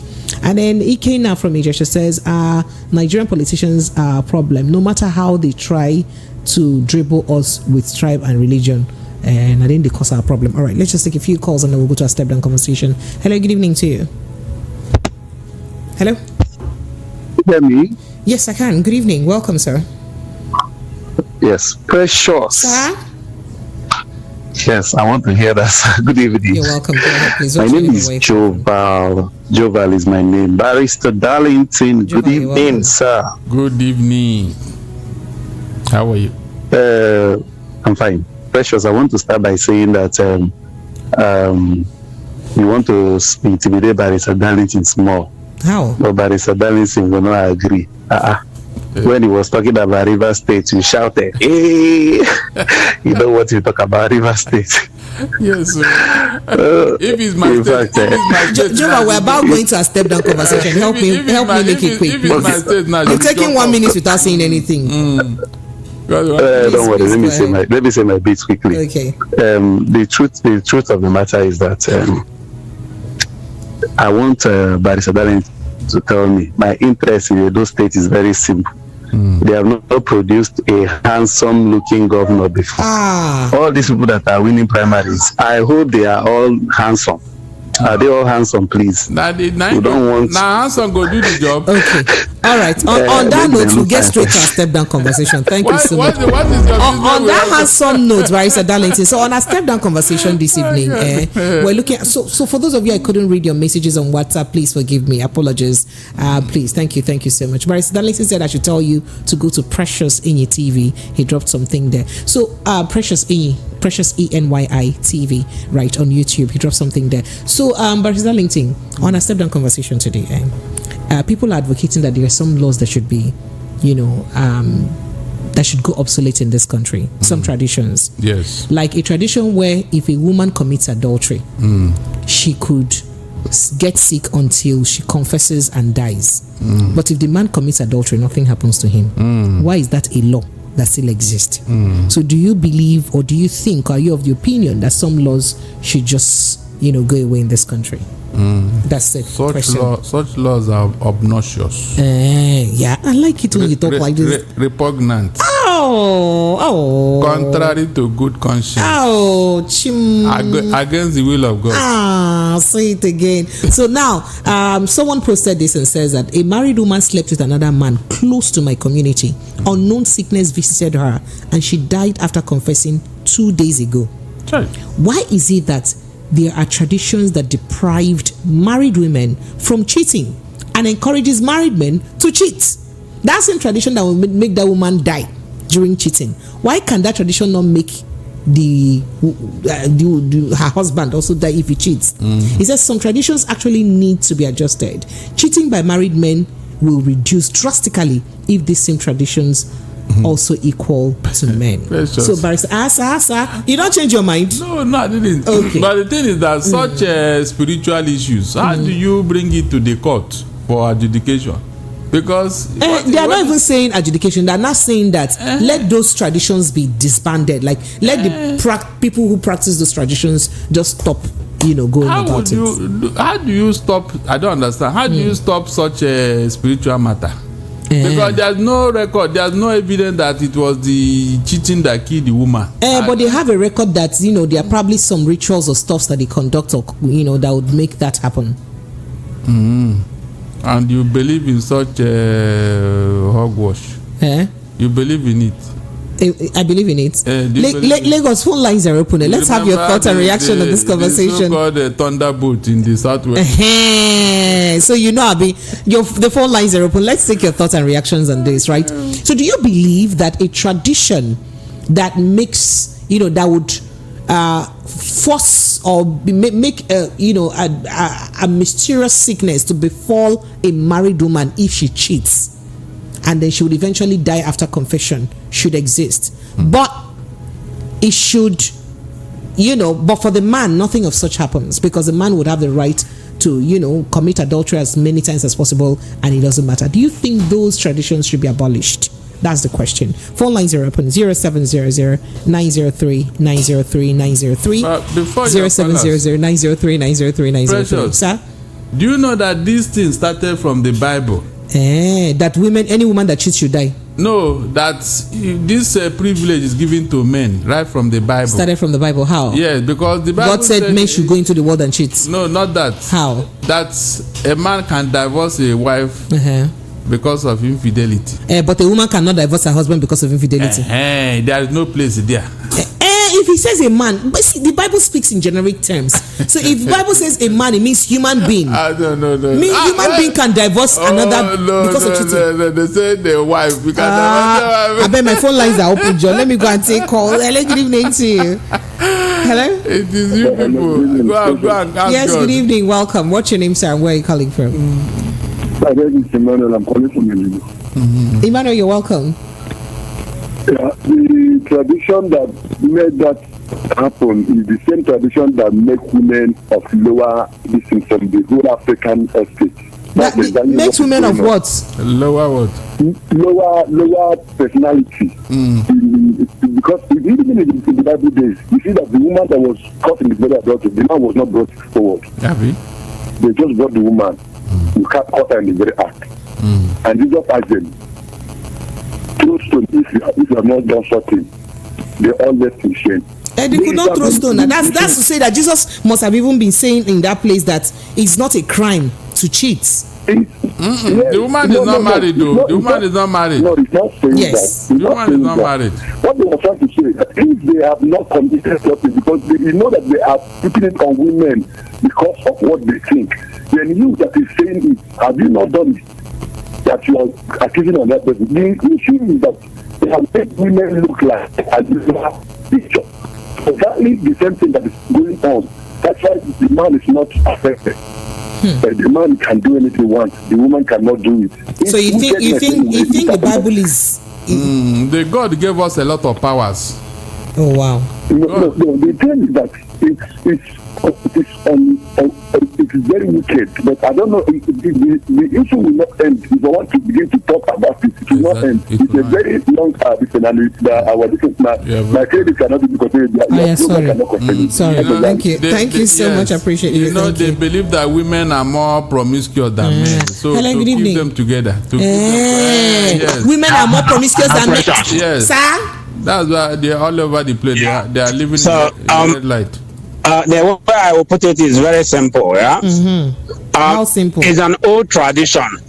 It's an old tradition. There are some places you can't. The moment you are doing the tradition, they will just bring a rope and tell the woman to cross. Immediately the woman crosses that rope, is already in. There are some places the woman will not even be sick, but when the woman cooks and the husband eats that food, the man will continue to be sick until the woman confesses. Yes. So it goes in so many different ways. But if I say this now, you will shout. You are saying, why is it that in men is not applicable to men? See, the two are not a bad for a woman to cheat and for a man to cheat in any relationship is bad. But the disadvantage, the percentage of the harm that it causes in marriage is higher on a woman. How? Yes. How is that higher? I will not say there is no time to discuss it here now, so that others can. But the only thing that I can tell you is that if a woman is cheating, it can destroy the man. Yes. But if a man is cheating, he cannot destroy the woman because he will not bring sickness and give to the woman. If I can tell you, Precious, if 100 men are cheating, out of that 100 men that are cheating, it's only maybe, say, 10 are in there with their mind and heart and everything. Some of them just go in there to taste and enjoy and get away. The woman will not go and taste and enjoy and get away. A woman will go in and go in 90 or 99% of everything that he thinks. You can see the difference. Let me start from the emotional aspect of it. Oh wow! The cheating is bad on two sides, but the heavy disadvantage is on when a woman is cheating. Okay, thank you. Because of that same time you complain, let me run off. Thank you so much. Let me add to what you just said. Precious. Sir? Women. Women. Okay, not you men. No, women. Okay. As fragile as they are, they are spiritually powerful. They are the ones God will relate to when it comes to spiritual matters, spiritual intuition. So that is why she should not cheat, but the man can cheat. Yes, the spiritual intuition. They are the one who collect this spiritual signal from God. Just check. When Jesus Christ was there, was it not women that he said, son, look at your mother, mother, look at your son? Did you see any man there? He didn't mention any man. Okay. So from time immemorial, women have this spiritual power. Barrister Darlington, let me read a few messages. They connect with God immediately. God uses them for spiritual intuition. Yes. And that's why it's an abomination for them to cheat. Yeah, because they not for the man to cheat. They carry a lot of virtue. Okay. All right. Okay. Mark Gideon from YouTube says a man does not commit adultery. Are you serious? The woman does. Simeon Carlos says if you like, ask Precious questions from today and forever. She will never answer you. And Awobi says Mr. Darlington is dodging the question. He's dodging it too. He's dodging it. The infidelity question. No. He's dodging it. This says Precious and Darlington. I've heard about it that happens in Enugu State. To me, it's a partial law and unbalanced law, and for these reasons, it should be abolished and or balanced. That's what this one. That's what he says. Thank you so much. Kenechiku from Festac says, how can a woman cheat when I'm the one that paid her bride price? If she paid my bride price, then she can cheat sooner. Hey, price. Hey, in fact, please, yes, what is your name again? Sunday, okay, interview, come and talk, because I don't want to put my mouth in this conversation. You are proud. It will not be nice. You are proud. If a man want to toast you, say, don't you know I'm a married man? Let my husband catch you. Hey. All right, please, Sunday, okay, I'm waiting for you to come and talk. Kudos home. Your time have started. All right, so we'll have our Kudos brothers in the house, brother in the house, and he's going to let us in on what's happening with Kudos. Go ahead. Welcome. Yeah. And good evening too. Welcome. Go ahead. I'm very well. Pastor Darlington. Sunday, who come on a Monday? Good evening, everybody. Once again, my name is Sunday Okechukwu Inter from Kudos Homes Limited. Kudos Homes Limited. You know, the reason why I'm always here almost every evening is to bring update of every good things that is going on in Kudos Homes Limited. To this night will not be different from normal. I will start by mentioning the area that we have our property. If you don't know, Kudos Homes Limited is a real estate company. We deal on landed property. We buy and sell landed property, both Lagos, Ogun State, and Enugu, even in the city of Asaba. So I will start by mentioning the ones that we have around Lagos, which is number one is Kudos Villa. Kudos Villa is located at Kukegun, Ibeju, Lekki, just few minutes away from the new proposed international airport. In fact, they have been talking about a particular airport that's going to be the largest airport in West Africa. And I know what Lagos can do. So if you have missed the regular airport road, Lagos, so don't miss this particular one now. Kudos Villa, okay, Guibejuleke, and it's selling for 11 million naira with a title document of CFO. So grab the opportunity now. 11 million naira. If I leave, that will be going to Kudos Town. Kudos Town is located at Ishiwo Ekpe. Ishiwo Ekpe, that one is selling for 700,000 naira. So buy all this area that I'm mentioning now, especially this Ishiwo Ekpe is also close to that particular the proposed international airport, just 15 to 18 minutes distance from that particular location. So if you cannot buy the one of 11 million million naira. There is one of 700,000 naira. So grab it. Kudos Town, Ishiwo Epe. So if I leave Ishiwo Epe, I'll be going to Omuketu Epe. Omuketu Epe is selling for 600,000 naira. In fact, the price is shooting up next week from the first of month of March. Omuketu Epe price will be changing. So, but presently is selling for 600,000 naira. So don't wait for that price to meet you. And the phone number to call is 090-590-47514. So call and book for inspection. So, and we normally go for inspection in Lagos Thursday and Saturday. So book for this weekend inspection so that that new price will not meet you. So if I leave Omuketu, I'll probably going to Kudos City, Agbowa Ikorodu, 700,000 naira. It's a very good place. Is the perimeter office have been done, and the beautiful gators need to visit our location and see what is going on in Agbowa Ikorodu. This is one of our one of the most beautiful property that we have. So you need to visit there, and it's selling for 700,000 naira. Buy it now that is still cheap. And the second batch of allocation is coming up on the 7th of month of March, which is on next week Thursday that is coming out. So buy so that you'll be part of those people that will receive their allocation next week Thursday. So Agbowa Ikorodu, 700,000 naira. So if I leave Agbowa Ikorodu, let me hit the core city where I'm talking about Enugu. We have Edo, Enugu, and their location is this weekend, which is this Saturday. So as I always say, we don't waste time in giving a location. So now, in fact, our company point and click. Just once you pay, you point, we keep for you, we give you a land so that you can do whatever I want to do with your land. So this Fairview Estate, Odobido, Enugu, just 5 minutes away from Godfrey Okoye University and 15 minutes away from Caritas University and 20 minutes away from Akanebia International Airport. And how much are we selling it? It is selling for 900,000 naira. So buy it now. It's a table land, dry land. It's not a swampy area, not the place that you buy for 900 and you end up spending like 5-6 million naira to fill it up. No, it's a dry land. 900,000 naira.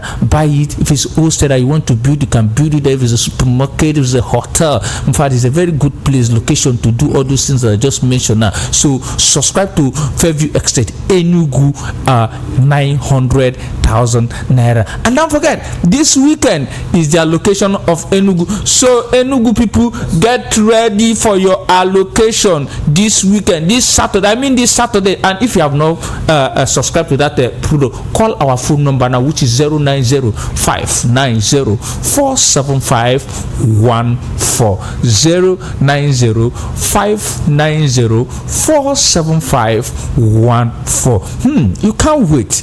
Buy Enugu now. That is still 900,000 naira. You can start with initial deposit of 100 or 200,000 naira and spread the remaining one based on the agreement that we have with you people, with you. So buy it now. I see 900,000 naira. If I leave Enugu, let me hit the city of Asaba. I love that Asaba so much. In fact, Asaba is selling for 1.5 million naira. Where is it located? It's located at Admiralty Drive. Admiralty Drive is just behind the Asaba Airport, just 3 minutes away from Admiralty University and 5 minutes away from Coca Junction and less than 15 minutes away from Niger Bridge. Imagine you can be living there and be doing your business inside the Asaba, inside the Asaba. You can be doing your business in main market Onitsha. You can be doing your business in any area of Onitsha. So it's very close to Onitsha. So buy it, and it's selling for 1.5 million naira pre-launch price. Don't wait for the price to go up. Buy it now and wait for the price to go up. So don't wait for the price to go up before you buy. So buy it now that is still cheap and wait for the price to go up. It's selling for 1.5 million. They can start with the initial deposit of 400 or 500,000 naira and start your journey of owning a piece of Asaba, because that is where things are happening now. So if you have not been there, just need to visit Asaba, invest in Asaba. A whole lot of things are going down in Asaba. And number to reach us is 090-590-47514. 090-590-47514. And if you may ask me what gives me confidence, so what makes real estate different from buying from Omonile? A whole lot, because all those stress of they have collected my land, all those stresses of they have cut part of my land, so you don't need to worry about that thing, because that is what makes us different, because your land will be protected even if you did not fence it, because the estate will be fenced around and gated, so nothing will happen to your land. Even if you are not in town, you are in abroad, once you have bought from us, your corner piece will be there and your phone number will be on your name will be on it, so you don't have to fear of anything, because you are covered. Have peace of mind, that's shalom. You don't have any problem, don't have to fear for anything that they collected. No. And in terms of documentation, we always go for the best. Make sure that nothing like a future encroachment from the government or anything that will cause government to come tomorrow and say that they want to make use of this land. No.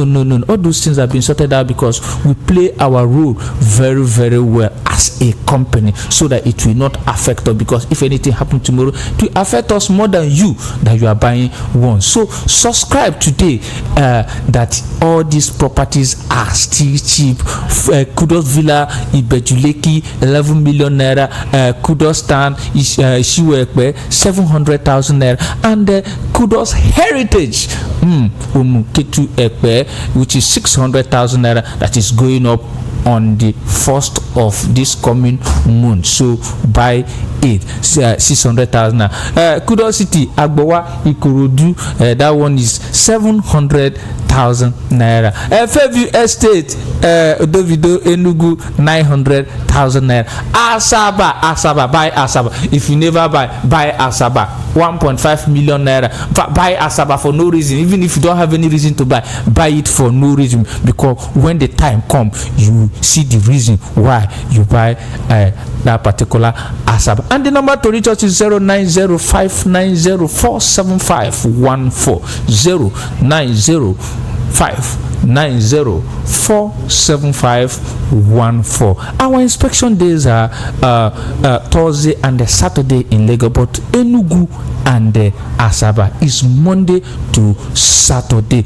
And our office address is 171 Egbeda Idim Road, Egbeda, Lagos. The website is www.kudoshomesLimited.com. Instagram Kudos Homes Limited, Facebook Kudos Home Limited, and type Kudos Home Limited on your Google. So in fact, Google will take you to anything. In fact, show you other things that Kudos Home has in stock for you. So don't wait to buy and wait. Princess, like you want to say something? Okay, I know they say anything. The way you just hype yourself, hype man, you're just on period of your case. Well, thank you so much. Come and pack your load and be going. Barrister Darlington, before we go, I have a few messages to read for you. So Phil from Okata says, Darlington, your guest can be cerebral and good in analyzing politics and governance, but sadly, they say you don't get they say your moral not too strong like that when it comes to the way you support. I don't want to talk on the way they put them. I'm just trying to manage it. He says anything that supports men's adulterous lifestyle, he's for it, as if women are slaves to men. It's sad. Hey. And then this one says, when a woman cheats in my area where I come from, it's the man that bells the cats.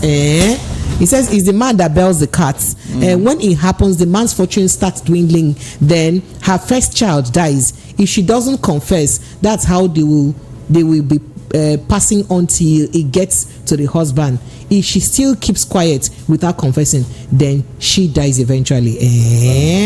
Are you serious? You don't mean it. Thank you so much to everyone who's been part of the show. I appreciate you. Thank you so much. Barrister Darlington, I won't tell you to give me your parting shots, because I know you've said your parting shot already. When did I say it? Where did you not say it? Oh yeah, one sentence. That man that was saying that thing about, remember that God said all have sinned and come short of his glory. Is that your own justification? Yes, I'm not the one that said it. So why should that clown come to claim to be a saint? All right, illegals, catch me on all social media platforms. On Facebook, I'm at Precious Enyi. Instagram, I'm at Precious Enyi Official. Precious is spelled Pracious, and Enyi is Enyi. Enyi, by the way, means friend, and I love to be your friend till the end, right? On YouTube, you can catch Barrister Darlington and I on Precious Enyi TV. That is Precious Enyi TV. Precious Enyi TV on YouTube. And yes, on Twitter, I'm at Precious_Enyi. Precious_ENYI. I love you. Stay strong. Help me help your mental health, and don't let things get into your